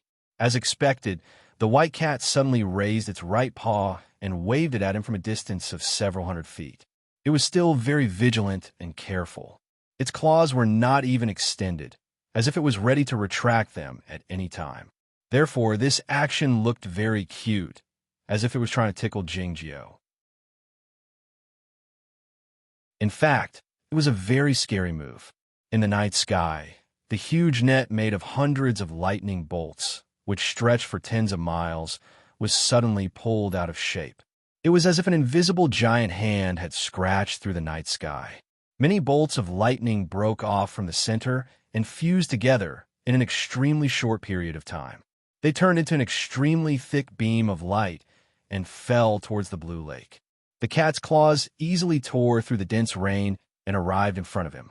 At the same time, the extremely thick bolt of lightning and the beam of cold light descended together. With a muffled sound, the lightning and the beam of cold light accurately struck Jingjiu's chest and abdomen at the same time. There were no cries of pain, nor were there any screams. Jingjiu was like a stone that could not feel anything. He was directly thrown hundreds of feet away. He landed in the lake. The splash was not large, and the sound could not possibly be louder than the torrential rain. The lake gradually calmed down. The calmness here referred to the scene of the evenly spread waves in a rainstorm. The white cat left the palace and slowly walked to the lakeside. Its long fur drooped from the rainstorm, but it did not look disheveled. Instead, it looked very majestic. It was like a beast king inspecting its territory.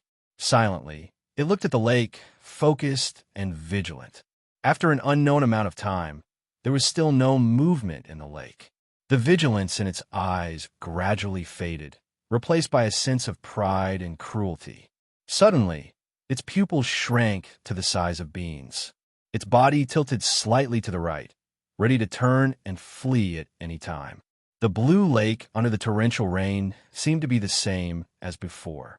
Gradually, a wave appeared on the surface of the water. Jingjiu walked out. In a rainstorm, a man and a cat faced off. Jingjiu knew that the white cat did not really want to kill him when it waved its paw. It was just testing him. Of course, if he died, the white cat would also be very happy. Or if it was sure that he was weak and could be killed at any time, then it might really kill him. Cats were such animals. When it needed its master to feed it, it could be very gentle and humble. When its master could not provide it with food, it would jump out of the window without hesitation. It would not have any reluctance to leave. What was even more frightening was that if you died and it had no food to eat, then you would become its food. The most frightening thing was that at that time, it would often start to bite you from your face. The white fur would be stained with blood, and the scene would be very touching. Jingjiu walked towards a white cat. His breathing was very steady, and his footsteps were also very steady. Other than the clothes on his chest being torn, there was nothing strange about him. The terrifying bolt of lightning and the cold light from the cat's paw did not seem to affect him at all. Seeing this scene, the white cat's shrunken pupils showed a strong sense of confusion and then unease. "Why aren't you dead? Why aren't you hurt at all?" Jingjiu walked to the white cat and squatted down, raising his right hand. The white cat stared at his hand and wanted to turn around and run, but for some reason, it did not move. Its fur was all standing up, and it was very alert because it felt danger. This danger did not originate from Jingjiu's strength, but from its instincts, or rather, from a mark that had been branded into its soul for countless years. "Lu Ada," Jingjiu looked at the white cat and said, "After feeding you for so many years, you still can't get used to it?" He did not expect that the white cat would have such a strange name. Jingjiu's hand fell. The white cat turned its head and pretended not to see what he was doing, but its body was trembling slightly. It was obviously resisting the urge to run away. Jingjiu thought, "You are still the same as before, bullying the weak and afraid of the strong, timid and sensitive. Before you know the opponent's strength, you will not dare to make a move." As he thought of these things, his hand had already landed on the white cat's head, and he gently rubbed it. Jingjiu was very familiar with the way he stroked the cat. His hand slid from the white cat's head to its neck, down to its back, and then down to its tail like a light breeze. Then, he repeated this action again. The cycle seemed like it would never stop. If Qi Yin, Mei Li, and the others saw this scene, they would definitely not suspect that he was from the Guochang Temple. He stroked Lu Shui and Zhao Leiyu's heads in the same way. This was just a habit of his, and it had nothing to do with the blessing. As he stroked it, the white cat gradually stopped trembling, and its emotions became a lot more stable. Jingjiu looked at the white cat and asked, "Are you worried that he is still alive, and if you stand on my side, he will come and make trouble for you in the future?" The white cat was lying on the wet grass, but it did not feel uncomfortable. Hearing this question, it still looked away, but its ears twitched. Jingjiu understood what it meant. "You already know the answer. Then, between the two of us, you've decided to remain neutral?" Jingjiu continued to ask. The white cat turned around and glanced at him. "Who would I dare to offend against a pair of terrifying martial brothers like you?" "I know, so that's how it is." Jingjiu's voice was like his tattered white robe, soaked through by the rain, becoming a bit faint. He stood up and looked at the palace at the bottom of the western cliff, saying, "That child Lei Poyan probably didn't know anything, but he died because of him. What a pity." The white cat thought, if that kind of idiot died, then so be it. What's there to feel pity about? "I'll come see you later." Jingjiu looked at the white cat and said. The white cat coldly glanced at him, meaning to say, "Let's talk when you're still alive." Jingjiu walked towards the lake, quickly disappearing into the water, and could no longer be seen. The white cat turned around and arrived in front of a large tree. The wild cats on the tree had already moved far away.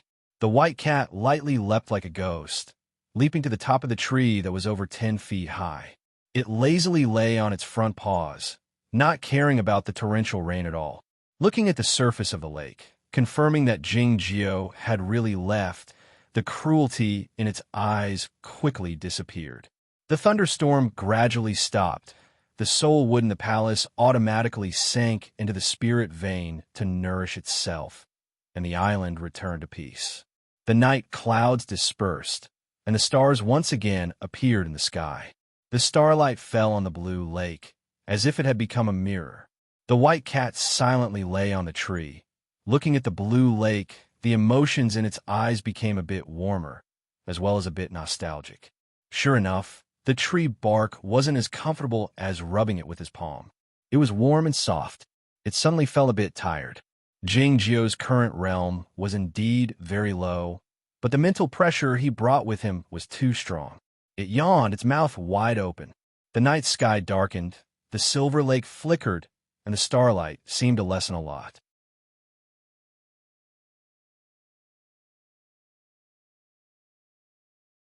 Chapter 64. The rain and clouds from last night had dispersed. The morning sun drew a winding and beautiful red line on the other side of the peaks. The morning sunlight shone on the nearby Qingrong Peak, stirring the clouds and fog between the peaks. Standing by the cliff's edge, Jingjiu looked at another peak in the distance, remaining silent. Zhao Liu walked out of the manor cave. She hadn't slept the whole night. Recently, she had focused all her attention on the sword manual, rarely looking away from it. When she was hungry, she would eat a gnome, nibble on a mountain fruit, drink a few mouthfuls of spring water when she was thirsty. When she was exhausted, she would sit cross-legged and meditate for a while. Once she recovered, she would practice the sword work again. Before dawn, she suddenly figured out a crucial point. She was happy, but she also knew it was time to rest, so she went out of the manor cave to relax. Looking at Jingjiu, she was a bit surprised. His white cloth was very clean, as if he had just changed, but his hair was a bit wet, as if he had been drenched in the rain last night. Even if he was drenched in the rain, why didn't he evaporate the sword source? Unlike her, Jingjiu didn't know how to cherish the sword source. She followed Jingjiu's line of sight and found he was looking at Shanghai Peak. Shanghai Peak was very far from here, so it was hard to see it clearly even though the clouds and fog between the 9 peaks were thin. She said, "You told me that the 9 peaks shouldn't be on guard against each other." Jingjiu didn't say anything, still looking at Shanghai Peak in silence. His eyes were not as calm as usual, but as sharp as a sword. It seemed that he wanted to see through that peak and see the most secretive scenes. Suddenly, he coughed more and more violently, until his face turned pale and his body trembled. Zhao Liu stared into his eyes and asked, "Are you hurt?" Jingjiu calmed down a bit and said slowly, "Yes." Looking at his face, Zhao Liu said, "You're hurt badly." Of course, Jingjiu was hurt badly. A disciple of the inheritable realm had survived a direct claw attack from the most mysterious and terrifying white ghost, one of the 4 guardians of Aoyama. At that time, in order to suppress the white ghouls, he appeared very calm, but in fact, he was only forcefully suppressing his injuries.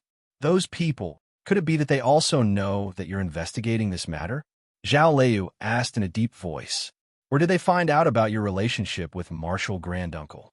Jingjiu shook his head and said, "I told you not to investigate this matter anymore." Zhao Liu said, "I also said that I will definitely investigate this matter." After a moment of silence, Jingjiu said, "Even if something really happens to Junren Jingyang, we can't change anything with our current realms because our opponents are not only very strong, but also very cruel. Therefore, the most important thing for us now is to cultivate quietly and improve our realms as soon as possible." Zhao Liu said seriously, "Maybe you don't know me. I'm not a good person. I'm very fierce." Jingjiu said tiredly, "Yes, I'm so scared." Zhao Liu was silent for a while and said, "I don't see it." Was this an awkward conversation? Jingjiu suddenly asked, "Do you know Tai Pingjinren?" As a disciple of Aoyama, how could Zhao Liu not know Tai Pingjinren? Taiping Jinren was the former master of Aoyama's sect.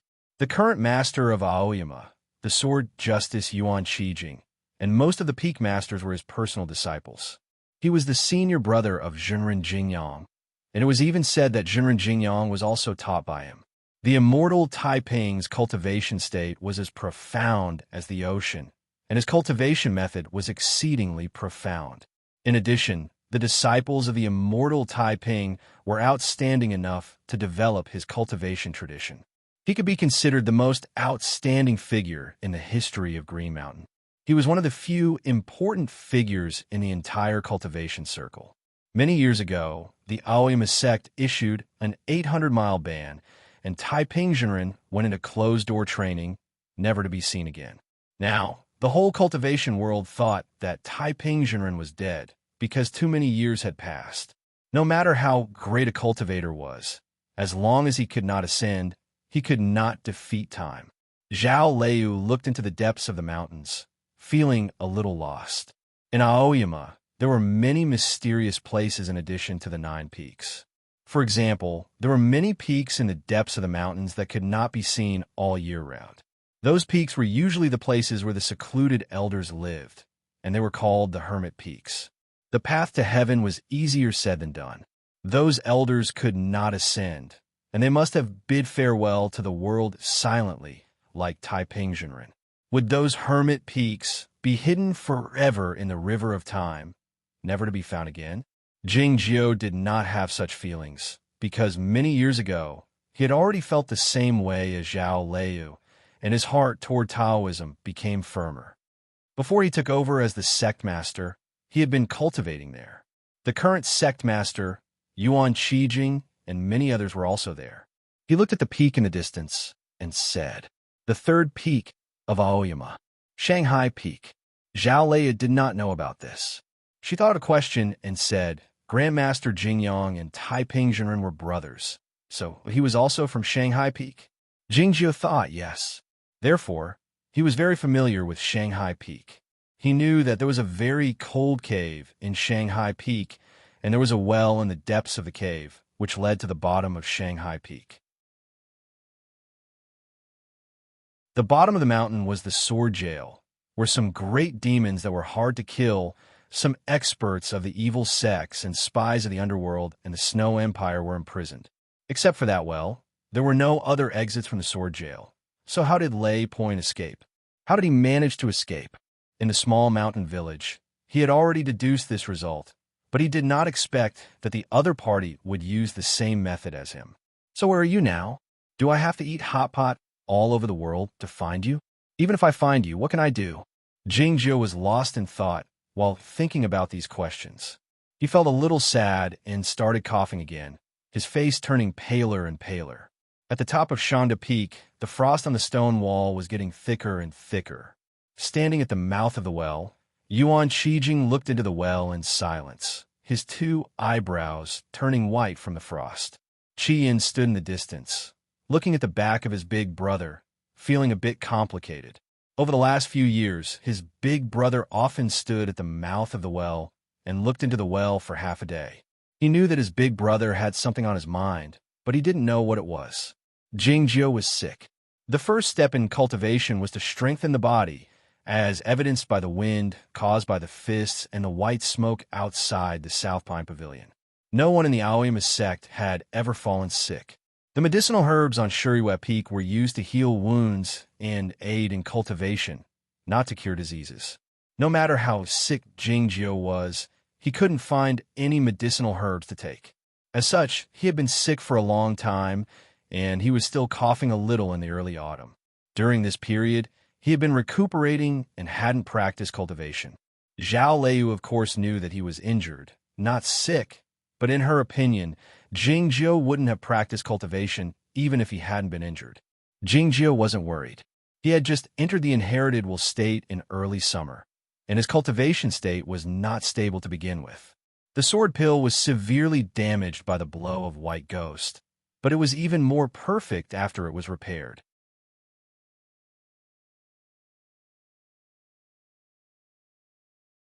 Chapter 65.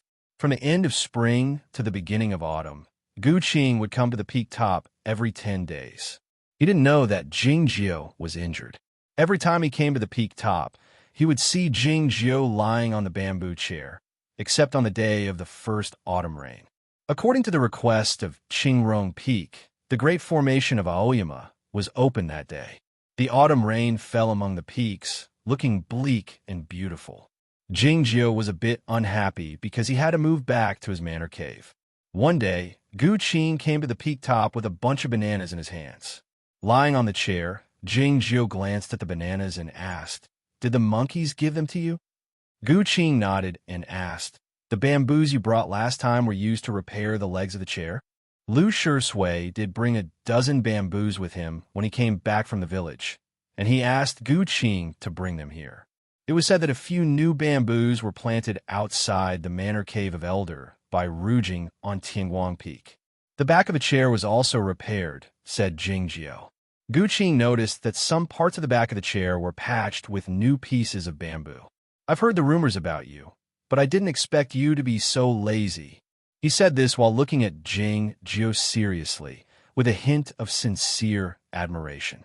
He was so lazy that Jing Jiao could defeat Jing Jiao easily at the inherited sword competition. Jing Jiao had always admired and yearned for this kind of true genius. Jing Jiao said, "Cultivation is not the same as practicing martial arts for mortals.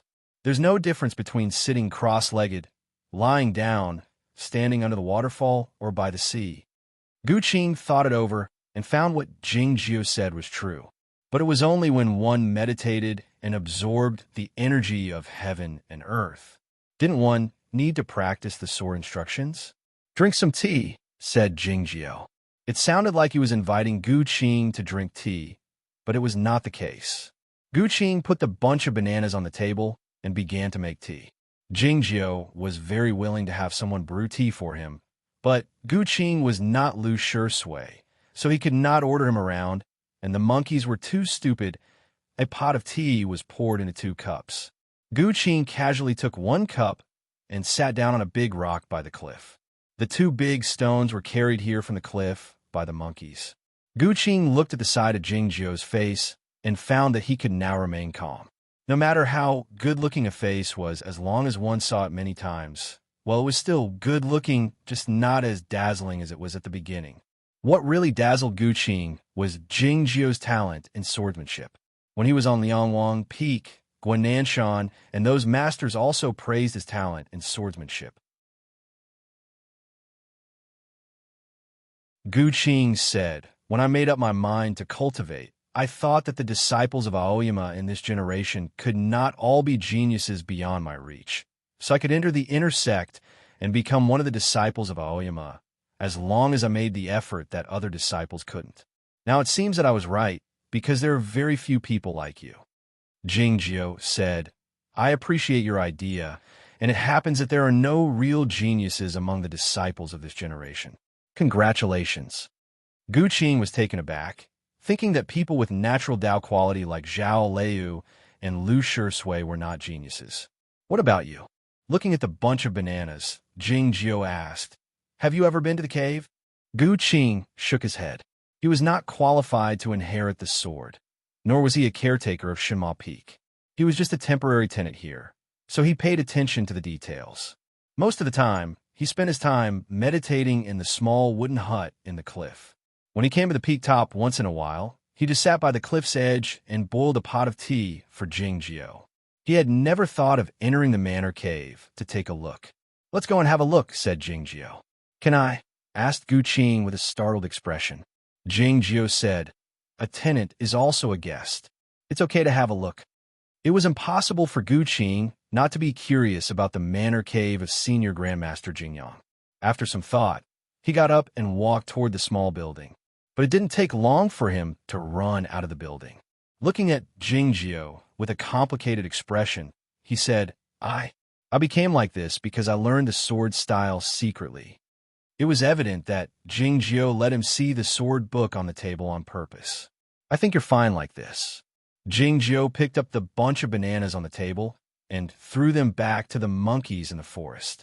Then he went back to the cave, took out the sword book, and put it in Gu Qing's hand, saying, This is not stealing." Gu Qing was silent for a long time before saying, "Thank you." "No need," said Jingjiu. "In fact, I've always felt that you don't like me," said Gu Qing. Jingjiu said, "You're a bit scheming, but I don't like it or dislike it." Gu Qing didn't quite understand and asked, "Then why are you willing to help me?" "I don't like your brother," said Jingjiu. Gu Qing laughed and said, "So do I," coming back to the cliff's edge and walking into the wooden hut that had begun to grow moss. Gu Qing came to the window and took down the tree bark to block the wind and opened the sword book in his hand by the sunlight outside. He had learned the six-dragon sword style of Shuriwa Peak, but it was taken back when he was expelled from Liangwang Peak, so he couldn't use it anymore. He was a bit excited because this might be the nine-death sword style of Shinma Peak, which was the unreal sword of Grandmaster Jingyang. But he was wrong. Gu Qing stared at the front page of the sword book in a daze for a long time. This wasn't the Nine Deaths sword style. His hands began to tremble slightly. Two words were clearly written on the front page of the book. The Inherited Heaven Kingdom. An autumn rain brought a chill. The 9 peaks of Aoyama were isolated from the outside world, and the 4 seasons were still distinct. Jingjiu had finally recovered from his illness. The cicadas, the cries of the monkeys, and the coughing of the well were the 3 main sounds of Shinma Peak, and it suddenly became much quieter. The disciples cultivated on their own, seldom leaving the manor caves and the peaks. The forests on the peaks were gradually died, and the beautiful scenery was rather lonely. One day, a piece of news came from outside the mountains that a formidable demon had appeared outside Chounan City, north of the Muddy River. It was rumored that the demon was cruel and liked to eat human flesh, especially those young boys and girls. During the Mid-Autumn Festival, the large demon suddenly appeared and destroyed a patch of cliffs outside Chounan City, killing or injuring hundreds of villagers on the cliffs. The Aoyama sect couldn't ignore this matter. The disciples of Liangwang Peak set out on their swords that night to eliminate the demon. What was more noticeable was that Lu Shui, with natural Dao quality, was also in the team to eliminate the demon. Lu Shui was still a disciple of Tianguang Peak in name. He had inherited the sword for less than half a year, but he was able to go out to eliminate the demon.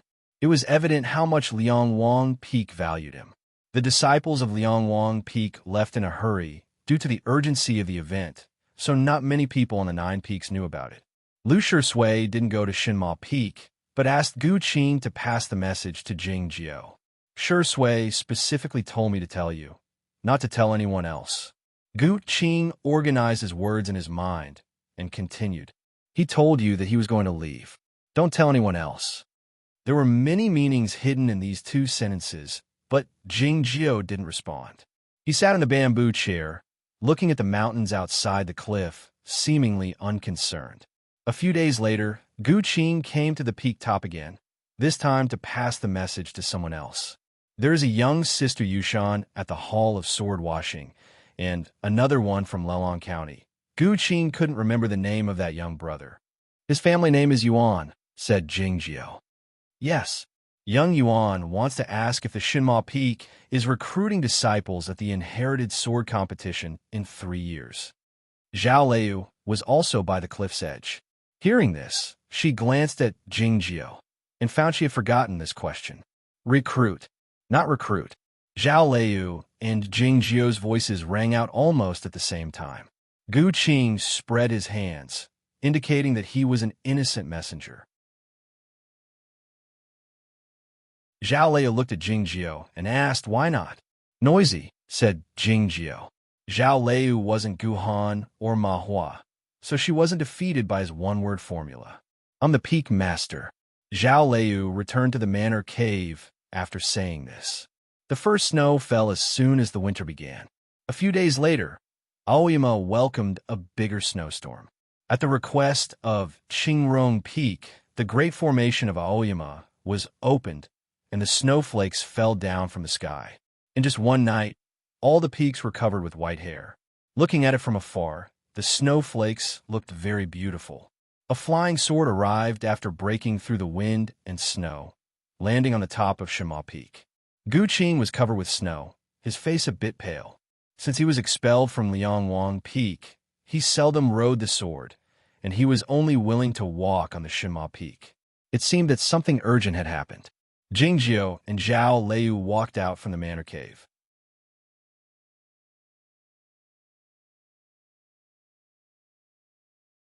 Chapter 66. A demon purging battle took place in Chaonan City by the muddy river. The battle lasted from dusk to early morning. The imperial court sent out the magic army to clear the area, so the residents of Chaonan City couldn't see what had happened. All they could see was dozens of sword lights illuminating the night sky, and the blood stains on the rocks on the other side of the river could still be seen the next day. The large demon hiding in the deep end of the muddy river was severely wounded or died quietly or had sneaked away. It was unlikely that it would come out again to stir up trouble. The demon purging on Liangwang Peak went smoothly, but nobody expected an accident to occur in the end. Lu Shisui was severely wounded, and he was still unconscious when he was sent back to Aoyama. Many disciples saw him on his way back. It is said that his whole body was red and extremely hot. When the snow fell on his face, it turned into white mist before it could melt. Looking at Jingjiu, Gu Qing said after a moment of hesitation, "I'm a bit worried. He doesn't look like he was wounded, but more like poisoned." Normally, the first time a young disciple went out with Liangwang Peak to purge a demon, it was more of an experience. When the situation was critical, the disciples would be left behind by the senior brothers with high cultivation states, and they would not be allowed to join the battle until they were confident of winning. Liangwang Peak was strict with its disciples, focusing on training their swords through fighting, so they wouldn't act recklessly. Moreover, Lu Shisui had natural Dao quality and was highly valued by the sect. Jingjiu listened in silence, disagreeing with Gu Qing's judgment. The cultivation practitioners focused on strengthening their bodies, and they had the Dao quality to provide an endless supply of Zhen Yuan, so common poisons had no effect on them. Liangwang Peak should have protected Lu Shisui well, but if Jingjiu's guess was correct, this might be the beginning of that story. "What's the situation now?" asked Zhao Lei. "The senior masters of Shuriwei Peak are trying to find out the reason. An elder by Rujing lost his temper." Gu Qing said, "Big brother Jian, the leader of the team, was punished by Shangda Peak to stay in the stone room for half a year." The big brother Jian he mentioned was Jian Ruyun, the fourth big brother of Liangwang Peak. He was from Yunqing Peak and had a very high cultivation in sword work. His position in the hearts of his peers was also very high. Zhao Lei felt that something was wrong. They hadn't even found out the cause of Lu Shisui's injury, but they had punished Jian Ruyun so severely. Who will be convinced? Aren't they worried that this kind of treatment will cause criticism? Moreover, it was easy for ordinary disciples to dislike Lu Shisui. Jingjiu walked to the edge of the cliff and looked at the peaks in the wind and snow in silence. Zhao Lei looked at his back and asked, "When are you going?" Naturally, he was referring to his trip to Tingguang Peak to visit Lu Shisui. After a moment of silence, Jingjiu said, "I won't go." Gu Qing was a little surprised. Zhao Lei asked why. Jingjiu said, "This is his own choice." Gu Qing didn't understand what he meant. Zhao Lei vaguely sensed something. She knew that Jingjiu wasn't a cold-blooded and heartless person, and he had never pursued the supreme indifference. After Gu Qing left, the two of them were the only ones left on the cliff. Zhao Lei asked, "What are you suspecting?" "Just a trivial matter." Looking at the peaks in the wind and snow, Jingjiu suddenly felt bored, saying, "I'm going out for a walk." Looking at his back, Zhao Lei asked, "Where are you going?" "Chaonan City?" Jingjiu said, "No, I'm just going out for a walk." Zhao Lei said, "You're not a disciple of Liangwang Peak, so you can't go out as you wish." Jingjiu said, "Killing demons and devils is a good reason, though I haven't done it before." Zhao Lei said, "I've done it many times. Back when she was at the South Pine Pavilion, she often led her younger brothers and sisters to patrol around Aoyama. But what she meant was, if you want to leave, I'll go with you."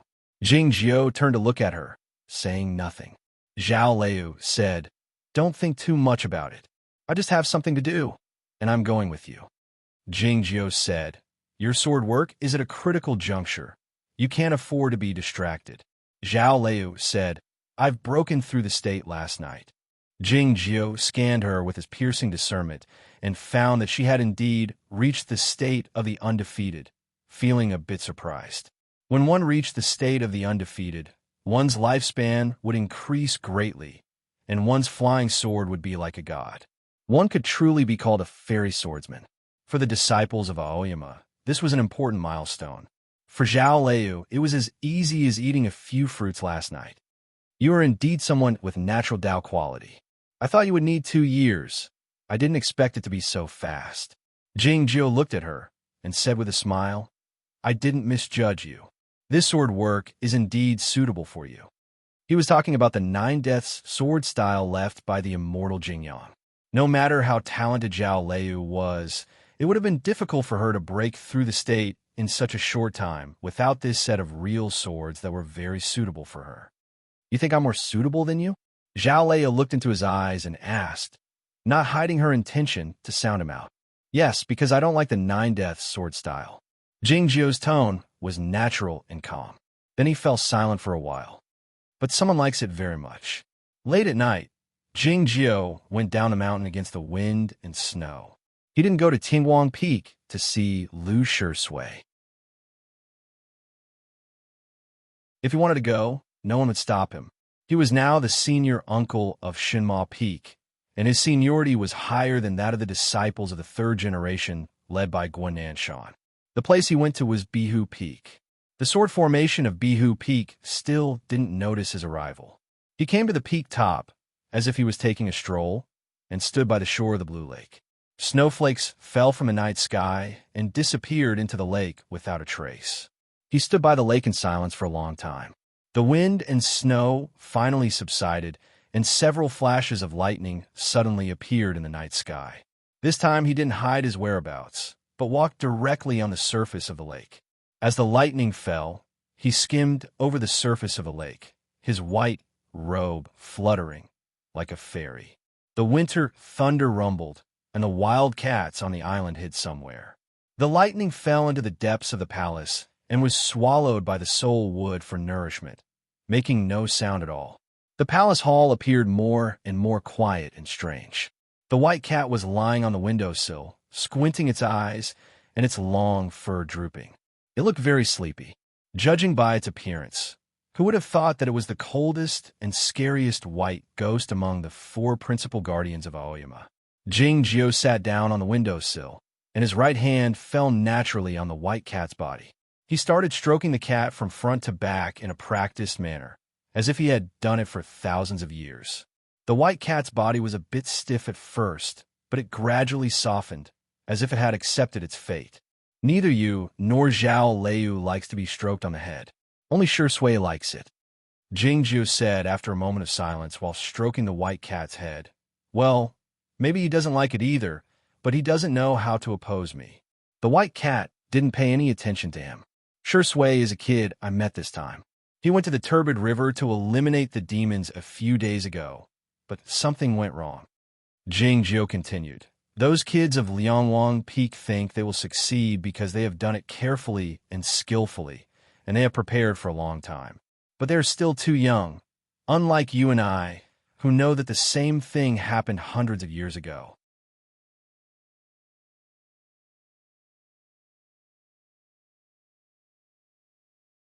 Chapter 67. Jingjiu thought about it and said, maybe they will succeed in the end, but they don't know that it will bring about some unexpected consequences. Didn't Big Brother succeed back then? But he didn't know that it would become like that. But Shui is stronger than both Big Brother and me, so he should be able to overcome that obstacle. The white cat wasn't interested in the disciple named Shui, but he could tell that Jingjiu cared about that disciple, so he was surprised. He glanced at Jingjiu, wondering why Jingjiu had changed so much since he had devoted himself to cultivation and never cared about the lives of people and cats. I'm going out for a walk, said Jingjiu. The white cat was even more shocked, and the hair on his tail stood up, wondering why Jingjiu was willing to go out of the mountain. Out of sight, out of mind. Jing Jiao raised his forefinger and put it in front of the white cat's eyes. The white cat moved forward naturally and rubbed his face against it. After rubbing his face a few times comfortably, he came back to his senses and continued to lie on the windowsill, pretending to be dead. He couldn't tell how powerful Jing Jiao was, so he wouldn't attack him. But he also wouldn't get close to Jing Jiao, because he might be implicated by Jing Jiao. The white ghost, the guardian of Aoyama, had the power comparable to the gods and demons in a terrifying cultivation state, and had a very high status. For many years, there were only 2 people in the 9 peaks of Aoyama who could make him feel vigilant and even afraid. He was afraid of Jing Jiao, but he was even more afraid of Jing Jiao's opponent. Jing Jiao was ruthless, but that person was too sentimental. Being heartless was not the same as being callous. But being sentimental was not necessarily a good thing. "Ada, do you want to go out with me?" asked Jing Jiao. The white cat glanced at him with disdain. Jing Jiao said, I don't know much about the ways of the world, and I've never cared about others." The white cat glanced at him with resentment, thinking, "You know that too?" Jing Jiao didn't say anything more. The white cat understood what he meant and gestured with his soft paw. The sharp claws poked out from between his toes, more frightening than the brightest sword. "Thank you." Jing Jiao stroked its head. The white cat bit him with great dissatisfaction. Of course, it didn't dare to use too much force. When he returned to Shinma Peak, the night was still dark. Looking at the small wooden house in front of the cliff, Jing Jiao thought for a moment, then walked over and pushed the door open. Gu Qing hadn't slept yet. He was studying the sword manual with the help of the oil lamp. When he saw that it was him, he was shocked. He had been at Shima Peak for half a year, but he had never seen Jing Jiao leave the peak, let alone here. "We'll leave later," Jing Jiao asked. "Are you going to stay in a mountain or go outside?" Gu Qing was even more surprised. Why did he suddenly want to leave? After a moment of silence, he asked, "How long will you be gone?" This was a very important question. Jing Jiao knew what he was most concerned about. So he said, "We'll come back before the inherited sword competition." Gu Qing thought for a moment and said, "I'll stay here and focus on my sword work. I can also take care of the house." Jing Jiao didn't persuade him, but said, "If there's anything, tell the monkeys." Gu Qing didn't quite understand what he meant, thinking that the monkeys on the peak were indeed smart. But if something really happened, how could they help? Or could the monkeys go to someone else? He didn't ask Jing Jiao, but just remembered what he said. In the early morning, Aoyama was having a meeting. Whether it was a coincidence or something else, the rules of Aoyama had changed a lot since the ban on Shinma Peak was lifted and Zhao Liu became the peak master. In the past, the peak masters would gather at Tianguang Peak with their swords, and the peak masters would communicate through their swords. But now, the representatives of the peaks would meet in the Grand Hall of Shilai Peak to discuss the meeting. Many people speculated that the peak masters felt it was a bit awkward to discuss the meeting with Zhao Liu, the former disciple of the 3rd generation. There was another piece of evidence for this conjecture, which was that Green Mountain had forgotten to inform Shinma Peak of this meeting intentionally or unintentionally. The main topic of the meeting was the problem encountered by the disciples of Liangwang Peak in Chaonan City. The elder Bai Rujing of Tianguang Peak didn't conceal his anger, demanding that the swordsmen of the 2nd generation be sent to the Muddy River as soon as possible. If the big demon was still alive, he should be caught and brought back. If he was dead, his body should be brought back to find out what had happened in the deep part of the Muddy River that night. Hearing the angry roar echoing in the Grand Hall, Mei Li and the others didn't say anything. They knew why Bai Rujing was so angry. It was because Lu Shui hadn't woken up yet. The young brothers of Shiriyue Peak have checked. Lu Shui does have a lot of fire poison in his body, but something is obviously different. The elder Shi Mingxian of Yunqing Peak said sarcastically, "I suspect that he has eaten something. We will know when he wakes up." The people in the Grand Hall knew what he suspected. In fact, this was the speculation of many people after the investigation of Shiriyue Peak. Bai Rujing had to protect his disciple, saying sternly, "Don't slander us before the truth is revealed." Shi Mingxian said with a sneer, "The truth is not revealed?" Then I would like to ask, if the truth is not revealed, why is Jian Ruyun locked up in the dark room? It was well known that Jian Ruyun was the disciple of Shi Mingxian before he went to Liangwang Peak. Jian Ruyun didn't protect Liangwang Peak well enough. Of course, he should be punished. Slaying demons and devils is a dangerous business. Do you want him to be a nanny? Shi Mingxian, don't think that you can be so rude to our Tiangwang Peak just because you are a supporter of someone else. Well, you are indeed the first peak of Aoyama. You are indeed domineering. Do you think Yunqing Peak is your subordinate? For a moment, only the furious roar of Bai Rujing and the sarcastic voice of Shi Mingxian could be heard in the grand hall of Shilai Peak. The master of Shilai Peak shook his head and was about to say something to calm them down, but he suddenly sensed something and frowned without saying anything. Looking at the outside of the grand hall, Mei Li's expression changed slightly, wondering what had happened and why her sword heart was restless.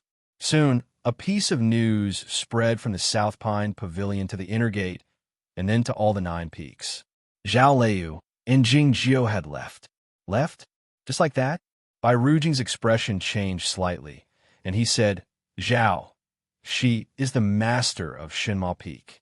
How can she leave at will? It was quiet in the grand hall of Shilai Peak. The second-generation masters of Aoyama looked at each other, speechless. Because Zhao Leiyu was the master of Shinma Peak, she didn't need anyone's permission to leave. According to the rules of Aoyama, she only needed to inform Shilai Peak and register her sword card, and then she could go wherever she wanted. This was the privilege of the master of the 9 peaks. Even if she didn't inform Shilai Peak, no one could do anything to her. Of course, if the master didn't agree, it would be a different story. The problem was that the master had been focusing on cultivation and hadn't cared about these things for many years. The master of Shilai Peak smiled helplessly and said, I will go to Tiangwang Peak to report this to the master later. Mei Li looked at Lin Wuji, who came to report, and asked, Did they say where they were going? Will they come back? Lin Wuji said with a bitter smile, Nothing.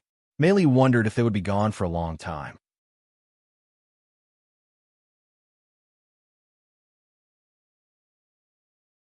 Chapter 68. Preface. Old friends invite each other. Mount Lu as a companion. Thousands of miles to the west. Only then do I know the face of Mount Lu. The wine-loving Yang Xiong doesn't care. Heaven and the neighbor come to comfort the eyes of the poor. Like a graceful swan, blown and scattered. A painted barge across the river, gazing at the south bank of the broken river. The ends of the earth and the ends of the world are not far. A clear song, full of pear blossoms. Su Muzha. Song. Zhou Ziji. In the early morning, Jing Jiao and Zhao Leiyu left Shinma Peak. They walked 800 miles in one go, exited the South Pine Pavilion, and went to Cloudy Town to have a hot pot. Zhao Leiyu ate 7 plates of crispy meat and drank 3 jars of fruit wine, while Jing Jiao boiled a few pieces of green vegetables in plain soup. In the afternoon, they set out again. After walking another 100 miles, they arrived outside the capital of Shangzhou.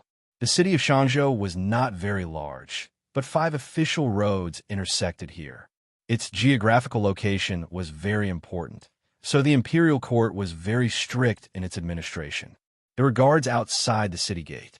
Even though they would collect some copper coins and let people pass quickly, they would not slack off on the inspection of the pedestrians. Jing Jiao and Zhao Leiyu stood under the departure pavilion outside the city, looking in the direction of the city gate for a long time. They had a very troublesome problem that they could not solve. How could they enter the city?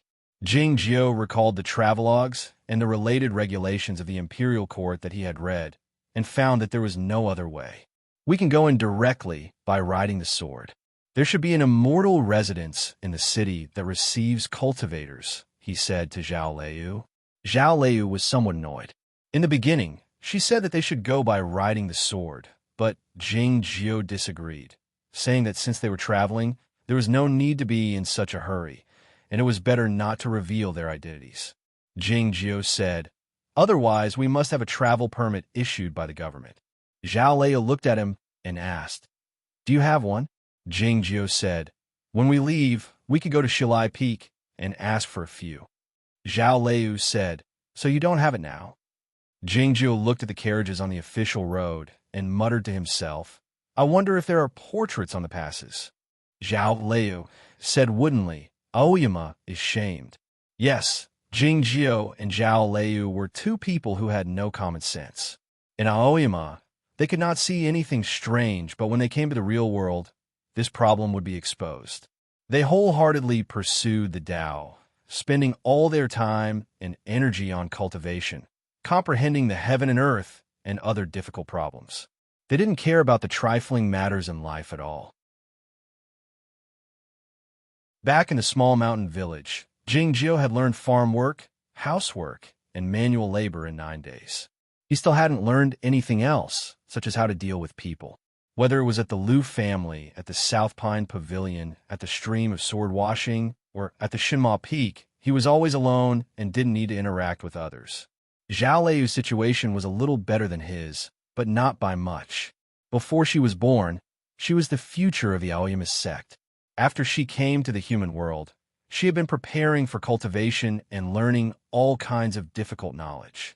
She stayed in the manor and never received any visitors. Even when she came to Aoyama, she spent most of her time alone, such as at the Sword Peak. In the world of cultivation, they were geniuses with amazing talents, but in the normal world, they would appear to be clumsy. Since there was no other way, they had to choose the most direct method. Of course, that method was not the robbing pass that Jingzhou had considered before. As the twilight deepened and their sight became blurry, Jingzhou and Zhao Liu circled to the most remote part of the city wall of Shangzhou City. Their swords flickered and they disappeared. The flying sword landed in a secluded alley. Where are we going? Zhao Liu asked. Jingzhou said, I've never stayed in the immortal abode, but I heard it's not bad. Zhao Liu said, since we're traveling, it's like experiencing the world of mortals in the Guoqing Temple. It's better to stay in an inn. Thinking of what was written in the book, Jingzhou said worriedly, I heard that the inn is dirty and the smell of feet is very strong. Zhao Liu thought that Jingzhou was really ignorant. They should have just found a good inn.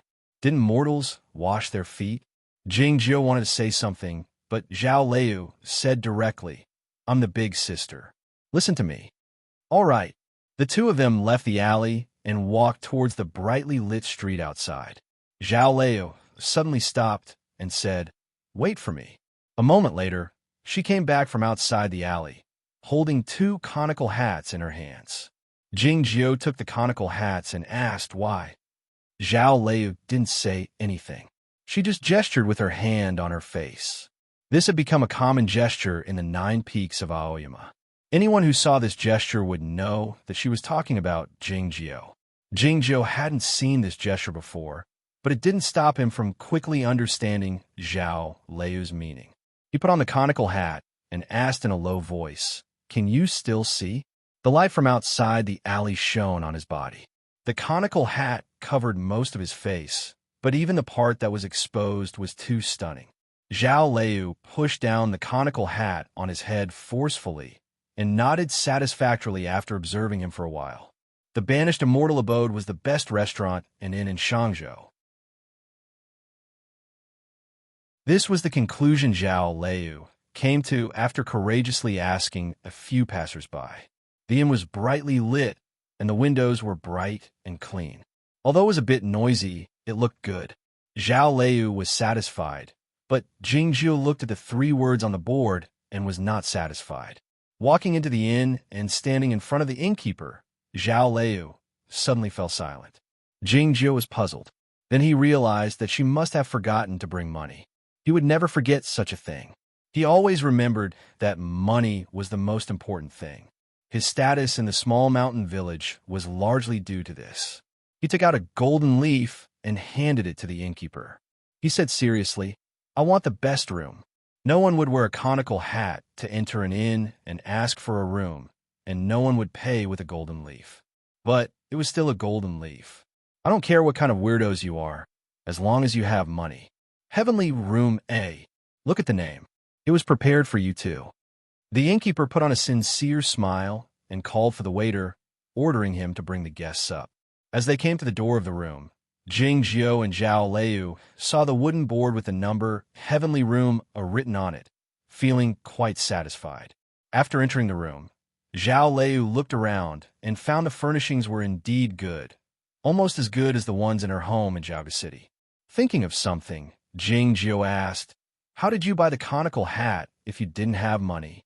Zhao Liu was taken aback, but she didn't answer this question.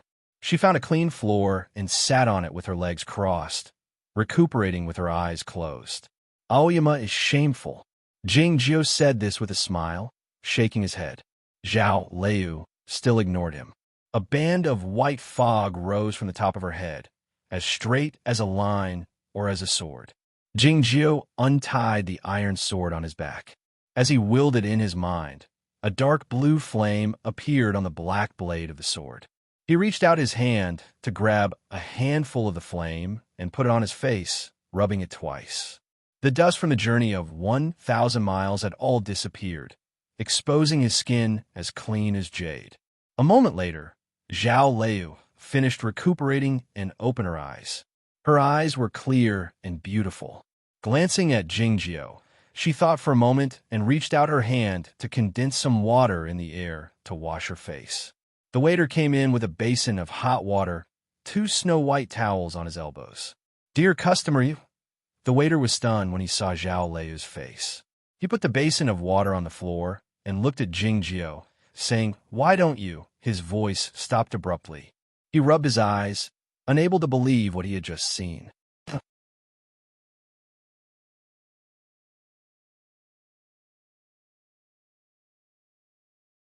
Chapter 69.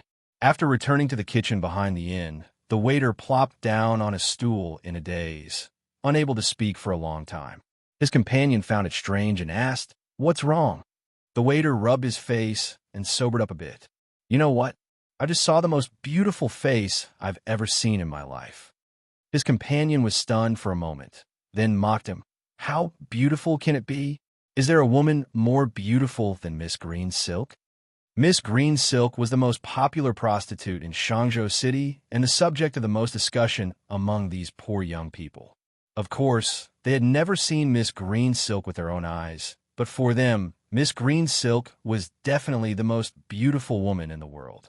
It wouldn't be an exaggeration to say that she was an immortal. After saying this, the companion took the dishes and left.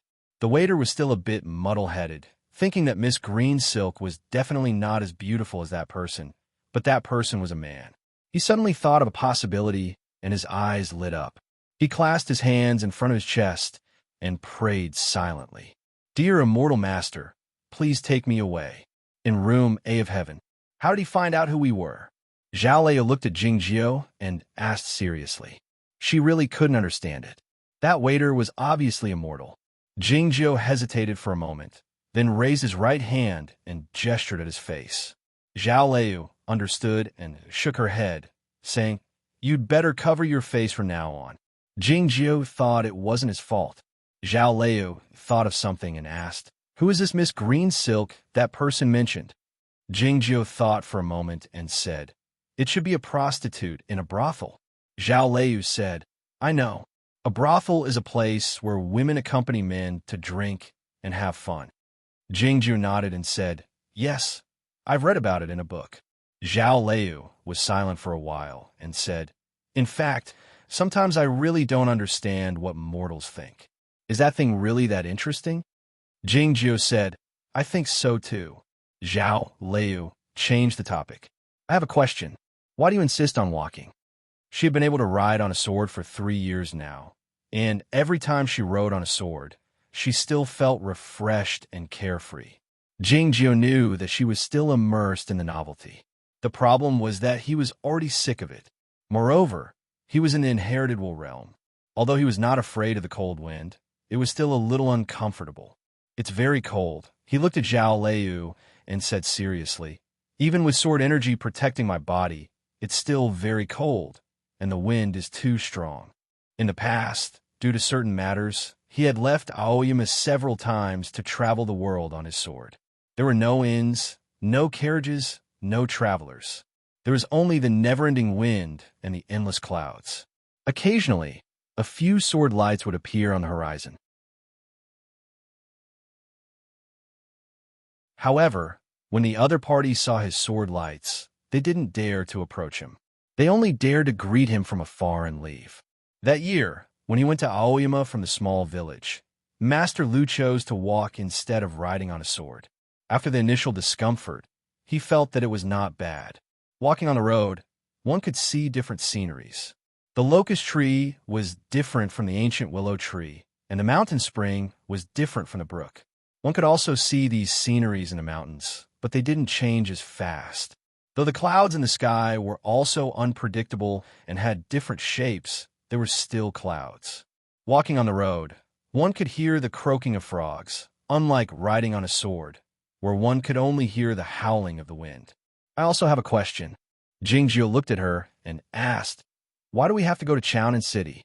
Zhao Liu asked, "Who is the big sister?" "You," answered Jingjiu. Zhao Liu asked again, "Who is the peak master?" Jingjiu suddenly regretted his previous arrangement. "So just listen to me and don't ask so many questions." Having said that, Zhao Liu sat back on the floor and resumed her cultivation. She closed her eyes and opened her lips slightly, and a small red sword flew out. The small sword turned back to its original form, the thoughtless sword, when it met the wind. The thoughtless sword hovered in the air in silence, emitting a faintly discernible energy that fell on her body. Jingjiu went to bed, closed his eyes, and went to sleep. 2 hours later, he woke up, having had enough rest. He walked to the window, looking at Shangzhou City under the night sky. It was late at night, and Shangzhou City was very quiet. The sound of stringed instruments in the distance became even clearer. Zhao Liu opened her eyes and glanced at him, saying, "Since you have nothing to do, why don't you cultivate?" She had wanted to ask this question when she was in Aoyama, and now that she was in a strange city, she finally asked. Jingjiu didn't say anything, because he didn't know how to explain. In the summer, he had already entered the state of inherited will, and the sword pill was initially formed. He could control the sword freely within 1,000 feet, and when he struck with all his strength, the sword was like lightning, and he could kill people invisibly. Next, he needed to continue refining the sword pill with the sword source until the two fused, and then he could be like Zhao Liu, who could casually merge the sword into the pill. Only then would he be considered to have entered the state of the undefeated. Zhao Liu had cultivated diligently on the sword peak for 2 years, using the extremely dangerous tempered will of the sword to shorten the process amazingly. In addition, after coming to Shinma Peak, she began to cultivate the 9 Deaths sword style, which perfectly matched her temperament, so she could enter the state of the undefeated in such a short time. Jingjiu couldn't repeat her process because his body was special, and he had to be very careful when entering the state of the undefeated, especially at this critical juncture. So just like his previous cultivation, he could only rely on time, the grandest and most subtle force in the world, to slowly approach the upper state. Of course, he had already taken a lot of elixirs, and it would be useless for him to take more. So the only thing left was to wait. The problem was that he came out in a hurry this time, and he had to meet White Ghost and explain to Gu Qing, so he forgot to bring the porcelain plate and the sand with him. He couldn't help but feel a little bored. Zhao Liu could tell that he was a little bored, and she was a little surprised. For cultivators, boredom was an emotion that shouldn't exist. As long as you had time, you should cultivate, practice swordsmanship, or comprehend heaven and earth. How could you be bored? But she didn't know that these were things that Jingjiu didn't need to do anymore. The star-picking tower was the highest point in Shangzhou City, and it was a must-see for tourists from other places. But Jingjiu and Zhao Liu didn't come to see this famous tower. They wore conical hats and stood at the highest point of the star-picking tower, looking at a brightly lit wooden building not far away. Jingjiu looked at the wooden building and said, "Is this a brothel?" Zhao Liu looked at the brothel curiously. She naturally knew what a brothel was for, and she had heard about it from her family, but she didn't have the chance to see it with her own eyes. The star-picking tower was thousands of feet away from the brothel, but with their eyesight and hearing, they could clearly see and hear what was going on in the building. The music was mixed with sex, and the red and white quilts were rolling on the bed behind the window.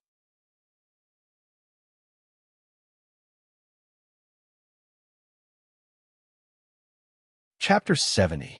Jing Jiao was not interested in those specific pictures. He had read books. There were pictures in those books. Zhao Lei looked at them for a while and shook her head, saying, I still don't understand what's so interesting about this kind of thing. Jing Jiao said, nature has its own interest. If it's really boring, how can the human race reproduce? Zhao Lei said, I understand the reason. Mortals have limited lifespans, so it's understandable for them to seek pleasure. But why do so many cultivation practitioners indulge in this kind of thing? Some swordsmen of the deviant sex, whose cultivation state is as high as that of the senior uncle in the state of free travel of our sect, are still obsessed with this kind of thing.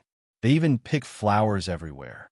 The way of yin and yang is also a kind of Tao. Let's not talk about the deviant methods. As far as I know, the double cultivation mentioned by the monks of the Dongyi sect is actually quite particular. It might be able to reveal a corner of the great Tao. Jing Jiao said, Aoyama doesn't practice this kind of Tao, but there are many cultivation partners between the Shilai Peak and the Shangda Peak.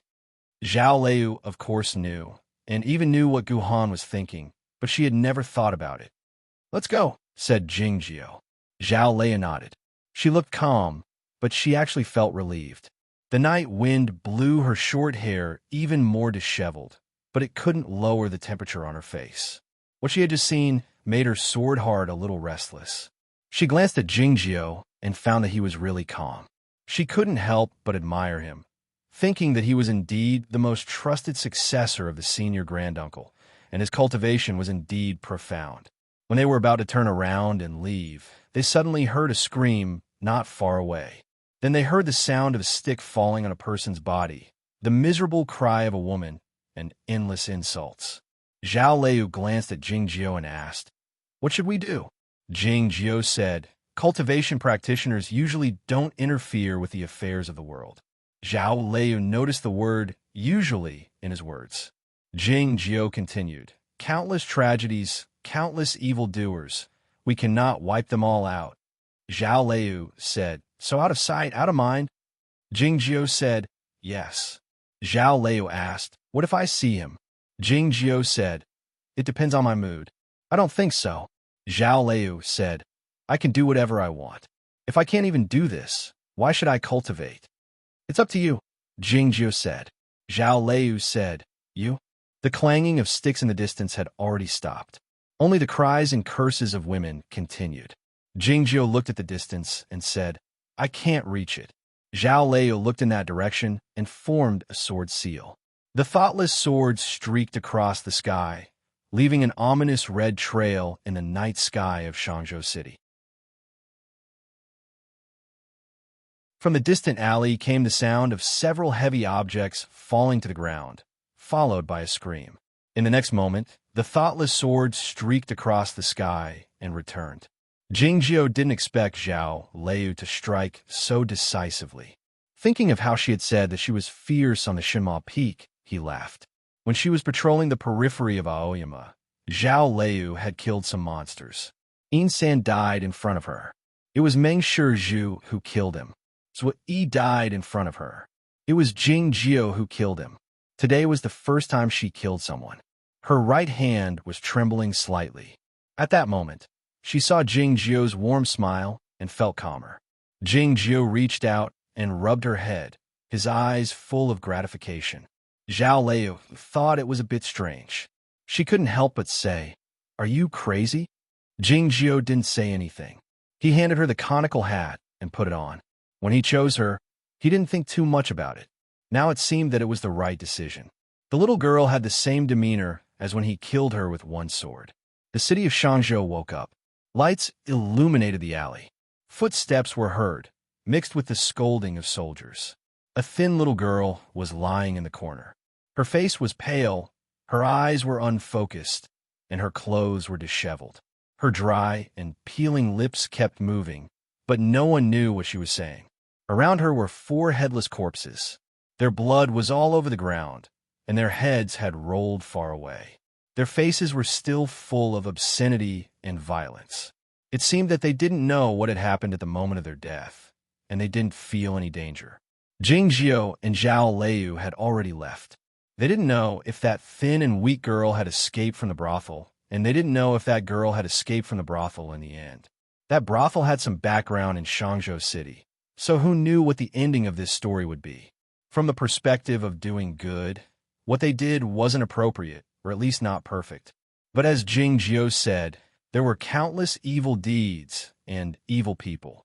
If they couldn't be wiped out, even a real immortal wouldn't be able to control them all. Being merciless was something that every cultivation practitioner had to learn when they returned to the human world. The monks of the Guocheng Temple chose a completely different path to experience the world of mortals. Jingjiu respected it, but he wouldn't accept it, because the monks of the Guocheng Temple lived too hard, both now and in the past, and even those who had left, such as the Broadsword Saint. Jingjiu and Zhao Liu walked in the darkness outside Shangzhou City. They didn't seem to be walking fast, but they traveled more than 1,000 feet without much effort. They understood the reason, but it took some time to accept it. They walked in silence for 2 hours. It wasn't until the first ray of dawn appeared on the horizon that Zhao Liu began to speak. I want to ride a sword. There's wind. I want to enjoy the wind. There's no need for wind when you're calm. Do you know? Someone in Aoyama suspects that you're a monk of the Guocheng Temple. This conjecture is quite interesting. Zhao Liu showed a rare expression of a young girl. I want to fly, she said while staring at Jingjiu.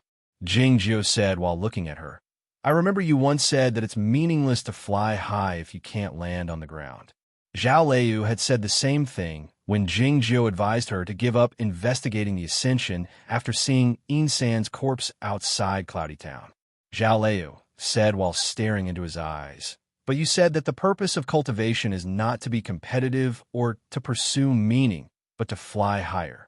I said it casually, said Jingjiu. As the morning sun rose, a red satin suddenly appeared on the ground in front of them. Looking closely, it turned out to be a wide river, reflecting the warm red light. The red satin seemed to be waving as the river flowed, as if it were real. This was the largest river in the south of Chaotian, the Muddy River. Jingjiu and Zhao Liu walked in the direction of the river. They walked over a cliff and arrived at the southern bank of the Muddy River, following the sound of the surging water. The Muddy River was more than 3,000 feet wide, and there was a large city on the other side. Even from such a long distance, they could still see the tall buildings inside the city. Jingjiu and Zhao Liu could sense the energy of many formations. It was Chaonan City, the most important city of the human imperial court in the south.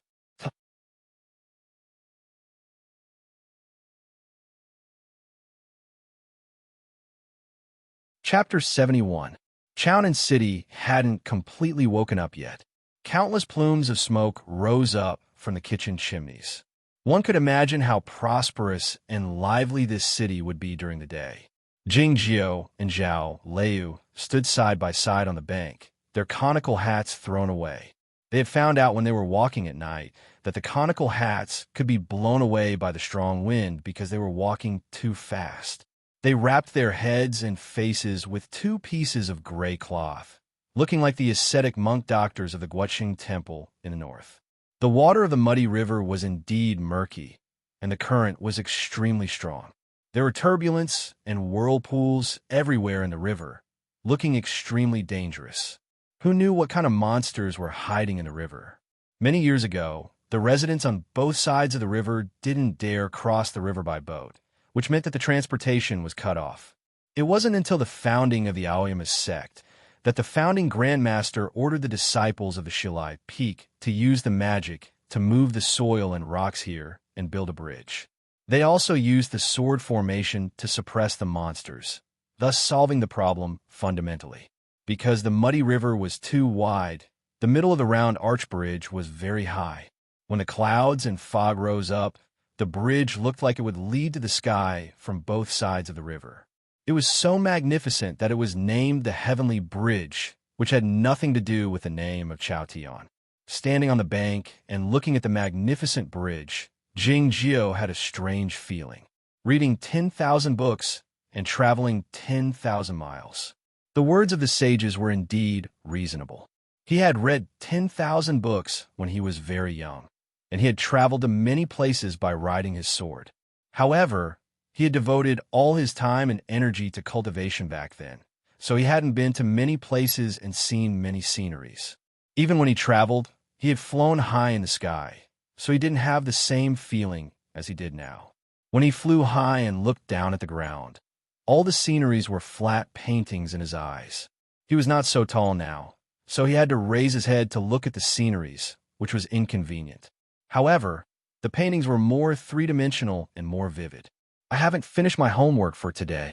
Zhao Liu stood by the cliff's edge with him for a while. She felt that they had wasted too much time, so she reminded him. Looking at her, Jing Jiu seemed to see himself in the past. "Let's go," he said with a smile. There was nothing wrong with focusing on the Tao, whether it was him in the past or now.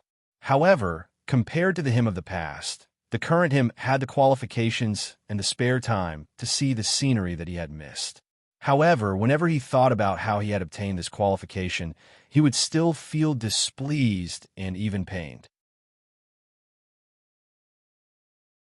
The sky-crossing bridge was already very old. There were cracks all over its surface, and in some places there were even holes the size of half a fist, through which one could see the water below. It looked rather frightening. However, feeling the solidness of the ground beneath his feet, coupled with the hidden aura of the sword formation, Jing Jiu believed that even if it was attacked by wind and rain for thousands of years, this seemingly dilapidated stone bridge would not have any problems. Even if all the river demons in the muddy water attacked together, they would not be able to shake this bridge at all. The closer they got to the middle of the river, the higher the bridge was. Gradually, they were more than 1,000 feet above the water, and they could see further and further away. Zhao Liu pointed to a white cliff upstream and said, "That hole was made by the Dace Devil." Jing Jiu knew this demon very well. The Dace Devil was a particularly cruel and terrible demon that liked to eat humans, regardless of gender or age. As for the rumor that it liked to eat children, it was more of an evil veil given by the folklore. The problem was that the Aoyama sect was alerted soon after the Dace Devil started its evil deeds in the muddy water, and it had been killed by the disciples of Liangwang Peak of the previous generation. He remembered that Lei Poyan had participated in this battle when he was still young. Why did this demon come back to life after so many years? However, there had always been a saying that the great demons in the muddy water all swam backward from the West Ocean. As for the great demons before the West Ocean, they probably came from the line of sea and sky, one of the three big whirlpools. There had always been a rumor that the deep end of the hanging waterfall in the line of sea and sky could lead directly to the underworld. As such, these great demons were most likely driven by the underworld, so it was normal for a group of them to appear every few decades or even hundreds of years. Jing Jiu had never been to the underworld, so he didn't know if these speculations were true or not. He thought that he would go to that continent and ask his friends if he had the chance. There was a 9-story building in the west of Chaonan City. It had a gray outer wall and was quite inconspicuous, but it was a famous place. This was the largest auction house in Nanhezu, the Precious Tree House. In the early morning, 2 people with their faces covered by gray cloths appeared in front of the gray wall of the Precious Tree House. They looked a bit strange, attracting some attention. A few sword lights streaked across the distant sky, and the warning could be vaguely heard. Jing Jiu said, "It's indeed not a good idea." Not long ago, Zhao Liu rode her sword and brought Jing Jiu to the city from the West City Wall, which alerted the officials and the practitioners of Chaonan City. Zhao Liu glanced at him and said, "Do we have to wait until nightfall? We don't have that much time." Jing Jiu thought, "What should I do then?" Seeing the practitioners of Chaonan City chasing after them on their swords, He wondered if he should reveal his identity. Back when he traveled on his sword, he seldom stayed in the cities, and he was received by the emperor when he went to Zhaoga City. He had never encountered such a situation. We just need to get in. Zhao Liu led him into the precious tree house. What is this place? The auction house. The manager is a mortal, but he has a strong background. Nobody in Chaonan City dares to offend him. His background? Asked Jing Jiao. It's us, said Zhao Liu. Jing Jiao now knew that this auction house was a peripheral business of the Aoyama sect. The two of them walked into the precious tree house through the hidden door on the gray wall. The manager who received them was about 40 years old, with a thin beard and a pair of spirited eyes. He looked like a mouse, but he didn't seem to be cunning. Seeing the two of them covered with gray cloths, the manager asked with a smile, "Could you please show your faces?" "No," replied Zhao Liu. The manager didn't insist. He pointed to the outside of the building and asked with a smile, "Those flying swords?" "Yes, they are here for us," said Zhao Liu. "Then you should know the rules. The Precious Tree House can only guarantee the safety of the guests in the building. If you leave, we won't do anything." The manager continued with a smile. "Of course, the first thing we need to confirm is whether you are our guest or not." It was easy to become a guest of the Precious Tree House, but it was also very difficult. It was easy because one only needed to pay a certain amount of wealth in exchange for a wooden board of the Precious Tree House. With this wooden board, anyone could bid for the treasures in the building, and the Precious Tree House would take 20% of the price. It was difficult because the amount of wealth was unimaginable for the common folks, and even some practitioners couldn't afford it. Based on the experience at the inn, Zhao Liu looked at Jing Jiao. Jing Jiao thought about it, and then took out a handful of golden leaves and put them in front of the manager. This pile of golden leaves was enough to buy a large house in Chaonan City. You're tuning into the Warrior Lore YouTube channel. Don't forget to subscribe and join us on this journey to catch the most captivating stories.